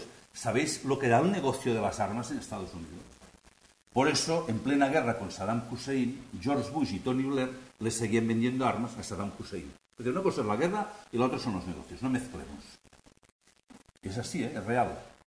Entonces, claro, en Estados Unidos, cuando vieron esto con la guerra de Vietnam, la gente dijo, esto no puede ser. Y nació el concepto de banca ética, con gente que dice, mira, esto yo no puedo permitir, por mis principios, por mis valores, por mis ideas, por mis creencias, que mi dinero sirva para según qué cosas. Hay que crear un tipo de banca que sí, que invierta el dinero, que tengas beneficio, pero el beneficio no puede ser el objetivo de un banco, ni puede ser el objetivo de una empresa. El beneficio, en cualquier caso, será el resultado. El objetivo es, ¿tú qué quieres hacer? Hazlo bien y crearás riqueza. Y el beneficio te indicará que lo has hecho bien. Pero cuando pones el beneficio como objetivo, nada importa. ¿Qué más da? ¿Por qué voy a pagar un salario digno a un trabajador si con cualquier patera que ha llegado, bueno, ahora ya ni llegan ya las pateras, pero me encontraré a alguien que lo hará por mitad de precio? ¿Por qué voy a pagar 1.200 euros si por 700 seguro que encuentro a alguien? Es el mercado. Y hemos creado un modelo que es insoportable. No podemos seguir trabajando así. No lo vamos a cambiar de golpe. Por eso va a ser tan difícil salir de la crisis. Porque es un cambio de cultura. Un cambio de responsabilidad individual. Es decir, yo tengo que empezar a comportarme en el mundo de otra manera. Y si soy empresario, voy a pagar salarios dignos. ¿Os que ganaré menos? Es igual, tampoco, probablemente tampoco lo necesites. En 30 y pico años he conocido miles de clientes muy ricos. No son felices. También se mueren con el saldo de la cuenta a tope. se toman pastillas tranquilizantes, tienen que ir al psicólogo o al coach o al no sé qué, porque su vida no tiene sentido. Es decir, unos de este dinero que circula, que tendría que llegar a todos, absorben la parte que tocaría a otros, los otros se mueren de hambre y a ellos esto no les hace feliz. Hay que cambiar el paradigma de todo esto, en el consumo y en el ahorro. Y en el ahorro hay una potencia fortísima, es un concepto revolucionario, el concepto de banca ética, porque la banca, como decía antes, mueve cientos de miles de millones. Hasta ahora solo se ha competido por tipo de interés.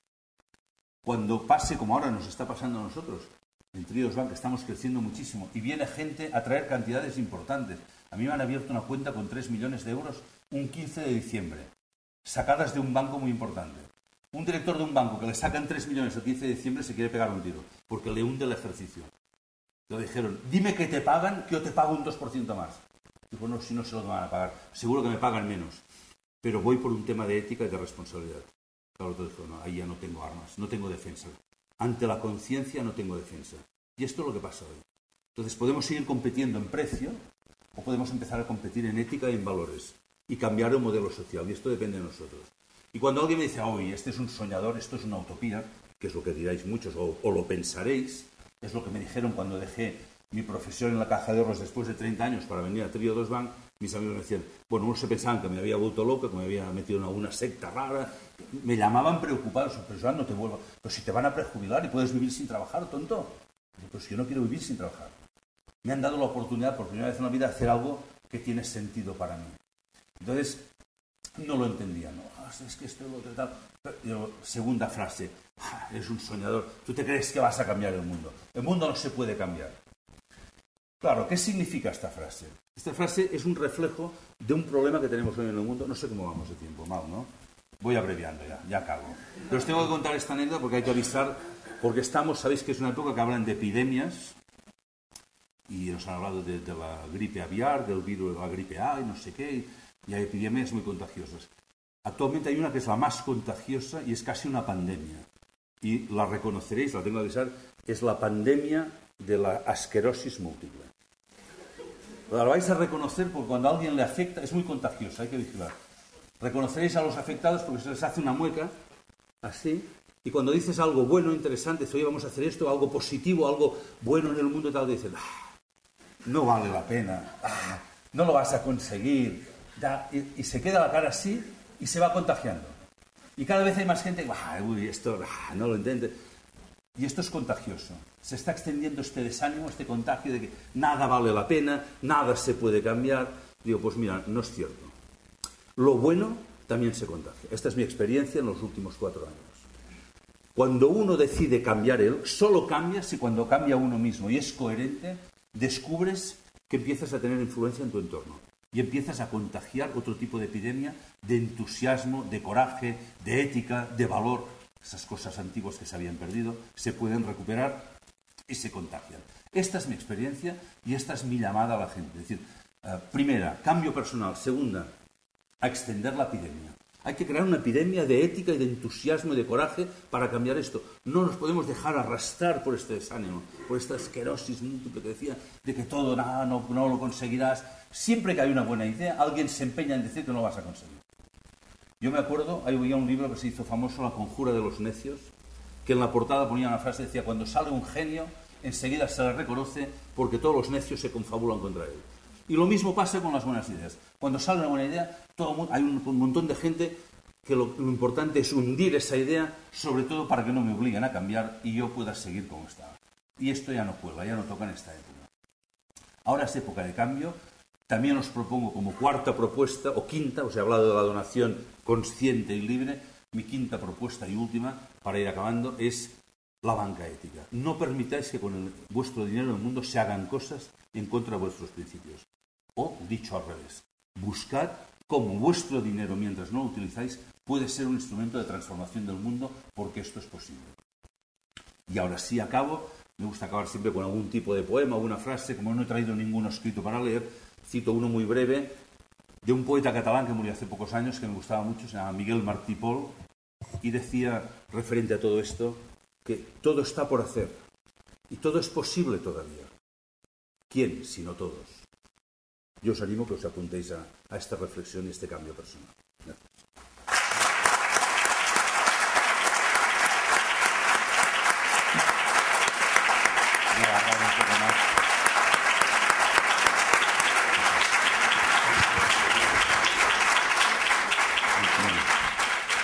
muy controlado muy bien el tiempo. No te preocupes, la verdad es que somos de esos días en los que recordar el tiempo te duele particularmente, ¿no? Porque yo creo que has tratado muchísimos temas y a un nivel excepcional.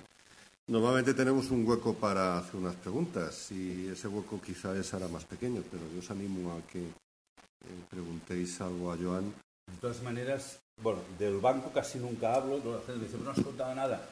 Aquí han venido compañeros, hemos dejado información, si alguien quiere más, esto lo encontraréis en la página web o pedís información a los compañeros, os lo enviarán. Pero el rato que teníamos yo prefería hacer una reflexión más filosófica, los detalles de un banco, pues esto lo podemos explicar ahora, luego lo pedís y ya está. A mí me gustaría saber cómo te puedes enterar de en qué invierten los bancos. No lo vas a saber. No se puede saber porque si lo preguntas, yo por ejemplo durante 30 años que estuve en la caja yo mismo no lo sabía. Yo sabía la parte más visible, ¿no? Entonces, mientras no exista una ley de transparencia, nosotros por ejemplo, voluntariamente, porque la ética puede ser una decisión, mucha gente va a decir, pues que saquen leyes para controlar a los bancos. Pero ¿por qué necesitamos la ley que nos obligue? Si lo podemos hacer desde la libertad, ¿no? Es que a mí me preocupa el tema de los controles, porque cada vez hay más controles. Y hay una frase que de vez en cuando aparece, a mí me da un cierto temor, que es el nuevo orden mundial. No sé si un G20, un G30, un G40, que organicen el mundo y nos digan lo que tenemos que hacer y cómo nos tenemos que comportar. Y me gustaría una sociedad libre en que nos comportemos bien, porque desde la libertad lo estamos haciendo, ¿no? Entonces nosotros hemos decidido todo aquello que hacemos con el dinero, todo lo que invertimos, lo publicamos o en una revista trimestral que os hemos dejado por aquí, que puede recibir quien quiera, aunque no sean clientes, o en la página web, que allí pone ¿a quién financiamos? Y está clasificado en 3 sectores, ¿verdad? Pone en el área de la cultura, que son los 3 que financiamos, cultura, ecología y proyectos sociales.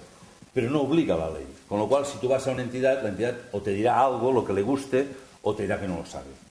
Entonces, no lo puedes averiguar, no lo sabes. Hombre, en algunos fondos de inversión puedes ver que...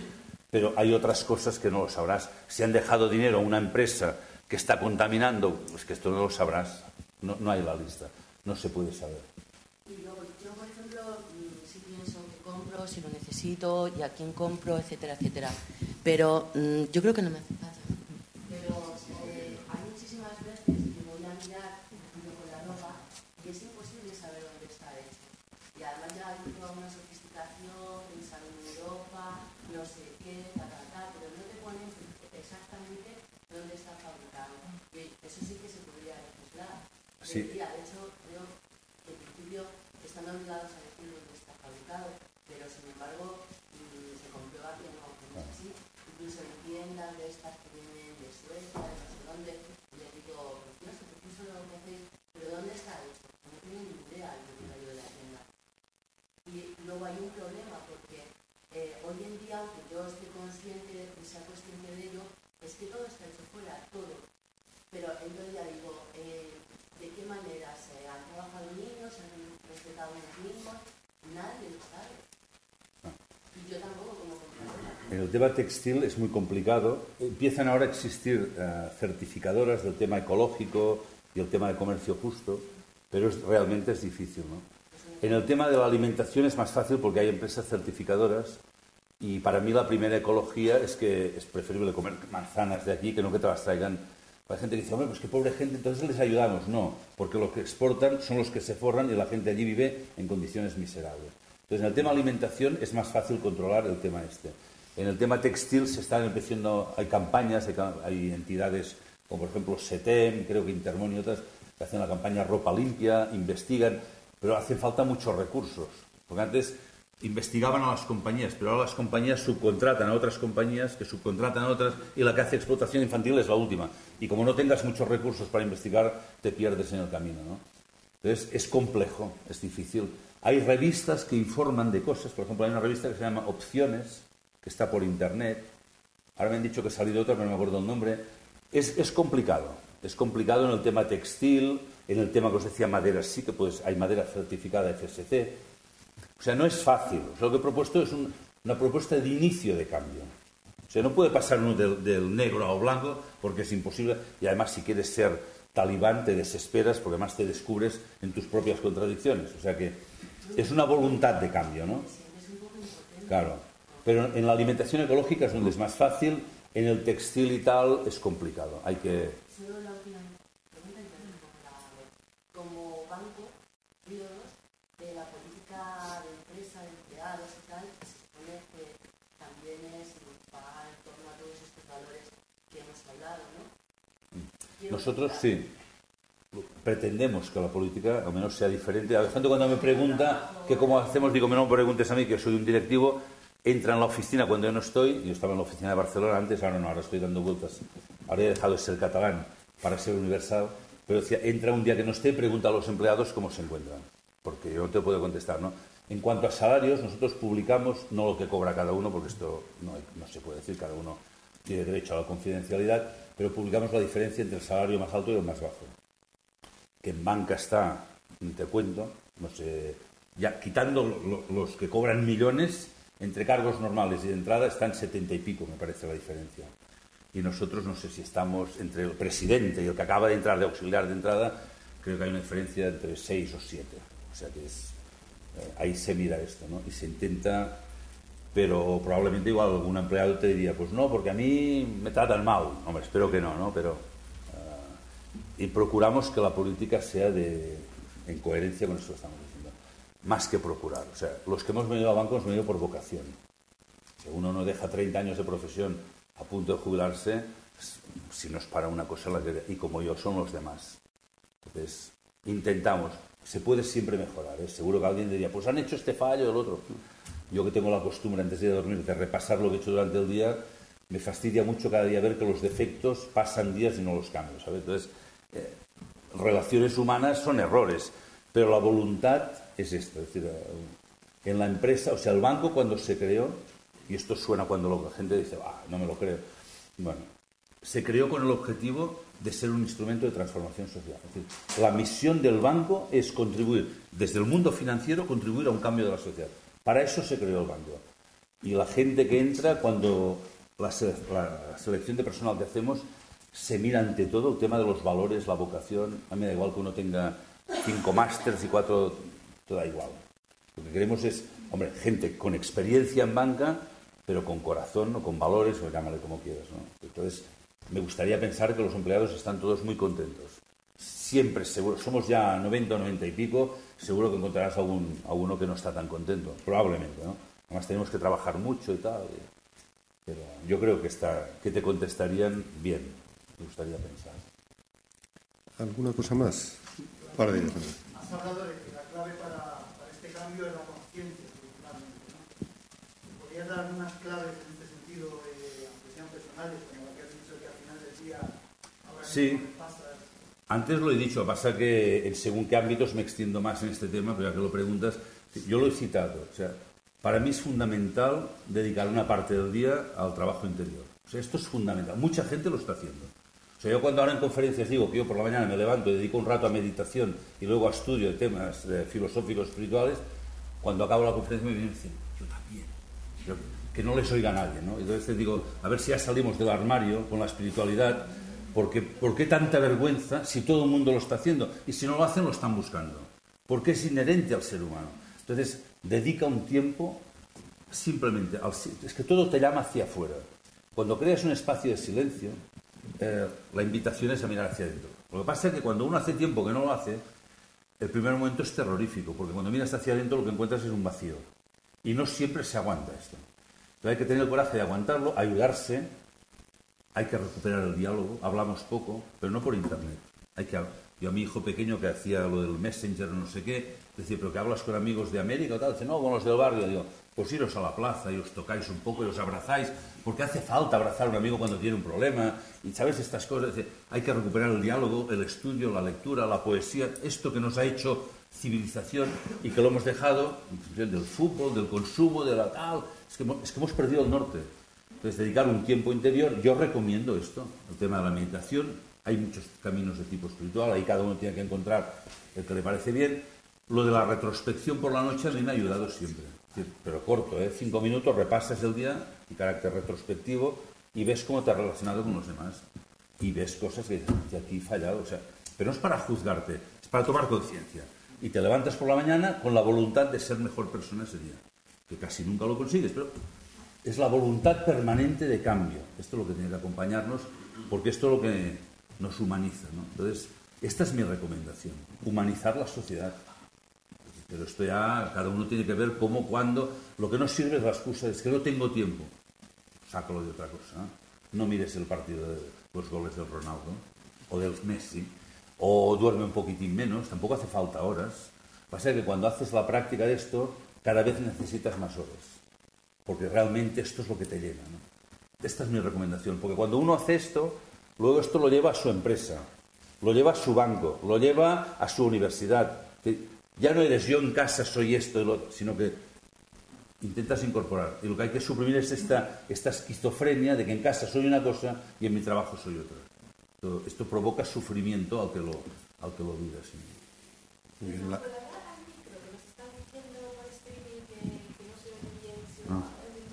Perdón. Es que se está... Por stream, ¿qué es esto? Stream es el directo. Se está retransmitiendo. Es el directo que tenemos. ¿sí? Por la web, sí. Es que lo están viendo aquí unas cuantas personas también desde casa. Se me voy a poner más en pose más. Había otra pregunta por aquí. Sí, la última, por favor, o la última ya. Sí, me gustaría saber dentro de todos los temas que ha abordado de su propuesta de inicio al cambio, me parece que falta uno, y es el del crecimiento demográfico.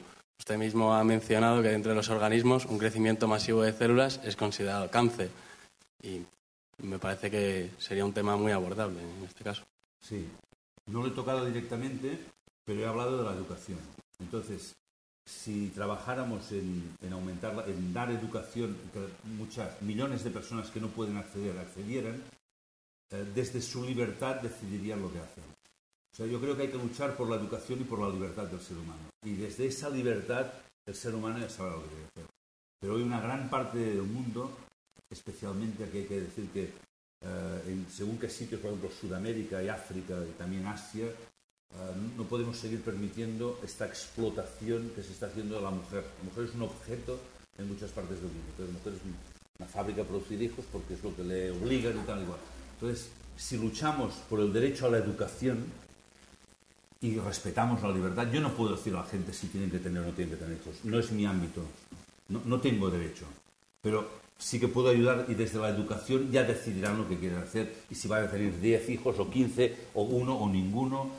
Entonces, pero es desde la libertad y desde la educación que vendrá la respuesta, creo yo. De todas maneras, hay quien te diría que, bueno, este crecimiento va, o lo frenamos desde la educación y desde la libertad, o vendrán debacles, como ya están viniendo, que van a reducir una gran parte de la... Hay gente que cree que realmente no vamos a ser capaces de parar este cambio climático y van a venir a millones de personas. Son visiones pesimistas, yo no quiero pensar en esto, pero yo no quiero decidir estas campañas de natalidad, lo que tienen que hacer. No, yo creo que yo no tengo derecho, cada cual sabrá lo que hacer. Pero sí que tenemos que ayudar a desarrollar la educación y la libertad. Y de allí vendrían muchas soluciones a los problemas. Entonces, bueno, no permitir que se vulneren los derechos humanos. Hoy hablábamos, ¿por qué estamos permitiendo que se fabrique en China y que se haga todo lo que se hace? ¿Por qué rendimos pleitesía a China? Se están todavía ejecutando más de 20.000 personas al año en China porque hay pena de muerte y tal, no hay derechos humanos. Pero claro, nos fabrican barato, nos interesa tener relación. Pues no. O sea, hemos separado una vez más a nivel político lo que nos interesa económicamente, bueno, nos interesa no sé quién. Hemos deslocalizado producción de aquí y se hace en China, en Tailandia, en Birmania y tal. Pero en cambio no exigimos los derechos humanos de esos países. Ahí tenemos una responsabilidad. Si hubiera derechos humanos, este problema probablemente habría cambiado de rumbo, ¿no? Pero yo no soy partidario de decirle al otro lo que tiene que hacer. Para mí el respeto a la libertad es sagrado. Pero es un problema, ¿eh? No lo he tocado, pues que, bueno, muchas cosas no he tocado. Esto es una charla informativa provocativa, no es mucho más, ¿no? Joan, la última pregunta.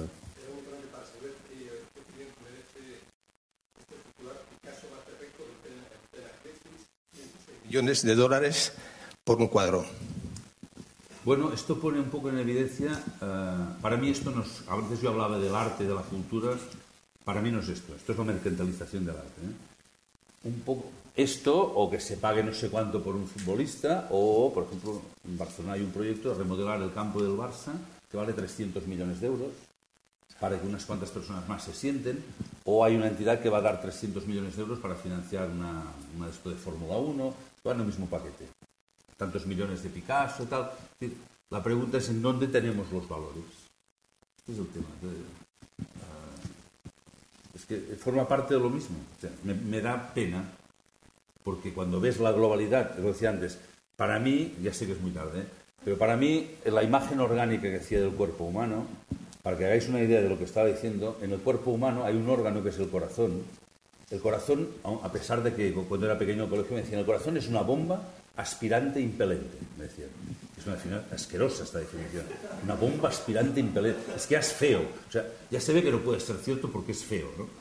Entonces, no es ninguna bomba. Una bomba es una cosa mecánica. El corazón, cuando le llega la sangre venosa, que ha pasado por todo el cuerpo, ha pasado por todas las células, llega a un punto, curiosamente, en la entrada de la sangre, la cavidad la llaman aurícula, que es casual, porque aurícula viene de auricular, viene de oreja. ¿Por qué le llaman aurícula a una cavidad del corazón? Porque el corazón escucha la información que lleva la sangre. Y en función de esa información de todo el cuerpo, luego pasa a los pulmones, coge más o menos oxígeno en función de esa información y luego lo envía otra vez al cuerpo, pero no como una bomba. No, una bomba sería siempre igual mecánico. Y el corazón envía a cada célula del cuerpo lo que necesita. Porque cuando tú estás estudiando te envía mucha sangre oxigenada al cerebro. Y cuando haces la digestión va más sangre al aparato digestivo. Y cuando estás corriendo por la calle va a las piernas. El corazón tiene la visión global del cuerpo y reparte la sangre oxigenada, que es la vida, en función de las necesidades. Bueno, pues lo que es la sangre en el cuerpo es el dinero en el organismo asociado. Y los bancos tendrían la misión de hacer de corazón, imagínate cuán lejos estamos, y detectar dónde tiene que circular esta sangre.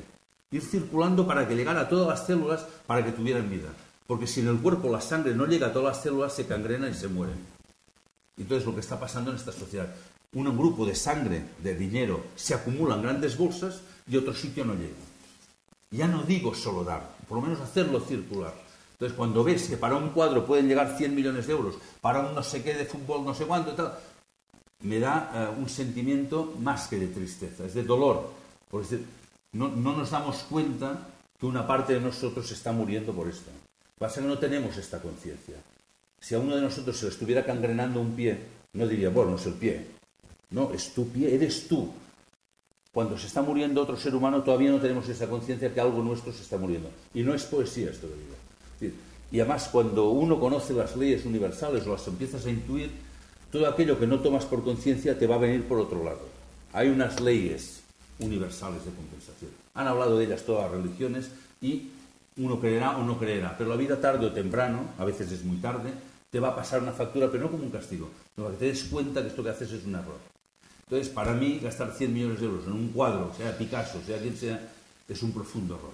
O sea, el arte no debería mercantilizarse de esta manera. Y el dinero, en este momento, es más necesario que vaya a otras cosas. Pero repito, coger cualquier ejemplo de cada día. Un chaval, mi hijo pequeño jugaba fútbol, hasta que se rompió el pie, jugaba con estos cadetes de un equipo y tal, y habían chavales de 16 años que estaban ganando en esa época 3 millones de pesetas al mes. Te hablo hace años. ¿El fútbol? ¿Qué mueve el fútbol? Jugadores de tercera división, digo fútbol por decir algo, o el baloncesto, no sé qué, tal. Entonces, cuando miras todo esto, es decir, ¿hay pobreza en el mundo? No, es la época de más riqueza económica de la historia de la humanidad. Nunca ha habido tanto dinero en el mundo como ahora. O sea, no hay pobreza.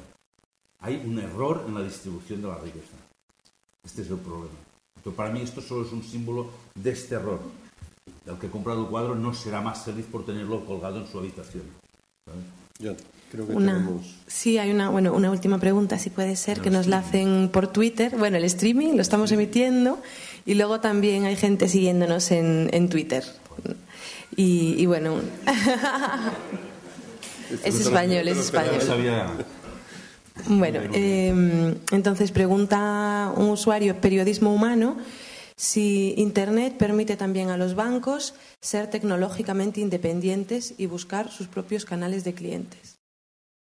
Bueno, Internet, yo antes lo decía, Internet abre muchas posibilidades, ¿no? También para lo malo y para lo bueno. Nosotros utilizamos muchísimo Internet porque todavía tenemos una red de oficinas, tenemos ahora 6 oficinas, vamos a abrir 3 más, nosotros sin Internet no podríamos tener un crecimiento. Por tanto, nos permite esta difusión, también difusión de la conciencia, ¿no? Es curioso, se nos ocurrió, bueno, a mí no, a los responsables de comunicación del banco, hacer esto de Facebook. Todavía no he entrado nunca, pero me han dicho que está muy bien. Y, bueno, desde mediados de diciembre ahora tenemos ya más de 8.000 fans de Trio 2 Bank, ¿no? 8.000 fans de un banco en época de crisis bancaria. Esto tenía que salir en el Guinness, ¿no? Entonces, esto la respuesta es decir, a nosotros el Internet o todas estas redes modernas, yo creo que ahí vamos a tener una gran fuerza porque, bueno, por desgracia, en prensa no todo es libertad. Habría que preguntar también quiénes son los dueños de la prensa y yo he visto como algunas noticias se filtran, ¿no? Y no se dejan salir. Por ejemplo, el año pasado Financial Times nos concedió el premio de ser el mejor banco del mundo en sostenibilidad. Y esto es una noticia porque hay muchas entidades que pugnan por esto, ¿no? Yo pasé la noticia a unos periodistas amigos de algunos periódicos que tampoco hace falta decir. Y al cabo de unos días me dijeron, no nos dejan sacar la noticia. Pasa que le dijeron, no nos dejamos sacar. Esto no es un tema de interés. Pero, entonces, en este sentido, de momento todavía Internet permite que la gente por estos canales de Facebook, Twitter y todo esto que se también circula mucha porquería, pero también lo bueno puede crear, ¿no? Entonces, yo prefiero el encuentro humano, pero no siempre es posible. Entonces, en este sentido, Internet ayuda a complementar esta comunicación, ¿no? Muy bien. ¿Alguna cosa más, Laila? Nada más. Bueno, yo por mi parte la verdad es que me estaría sinceramente más tiempo. Yo creo que los temas lo merecen. Y yo tengo aquí anotadas palabras que no suelen sonar en estas escuelas de negocio. No obstante, recordar también a todos que el color verde de esta casa tiene un sentido de valores que tienen que ver con bastante con lo que has dicho tú esta tarde, la economía verde, la sostenibilidad. Esta casa fue la primera en España que sacó hace 32 años un máster en medio ambiente que apuesta por la sostenibilidad, que tiene varios cursos dedicados a ello y por tanto nos encontramos muy a gusto hablando y oyendo estos temas, ¿no? Cuando además se oye a alguien representante del sector financiero hablar de esto, pues todavía es más valioso. Cuando además se pone el interés y se transmite la convicción que tú tienes en todos estos temas, todavía más. Con lo cual te felicito porque eres un gran comunicador, porque estás haciendo algo en lo que crees, que eso también es algo que verdaderamente es meritorio y de admirar, y que creo que has hablado de muchísimas cosas que merecerían mucho más tiempo y que yo me siento verdaderamente a disgusto, por un lado, diciéndote que tengo que terminar, pero claro, no son horas, y segundo, creo que no debe ser el principio de una larga amistad, porque de hecho ya hemos tenido otros contactos. Tenemos una presentación de proyectos dentro de 2 semanas. Nos gustaría que asistierais para evaluar los proyectos. Muchos de ellos tienen que ver con temas de proyectos hechos por los alumnos y que podamos seguir trabajando juntos. Pero yo creo que eso es un subproducto. Lo que queda verdaderamente de esta charla es los conceptos de libertad, de coraje, de fortaleza que tengo aquí apuntados y que sinceramente me han parecido de enorme interés y de valor para todos nosotros. Y yo creo que le debemos de dar un nuevo aplauso por lo que hace.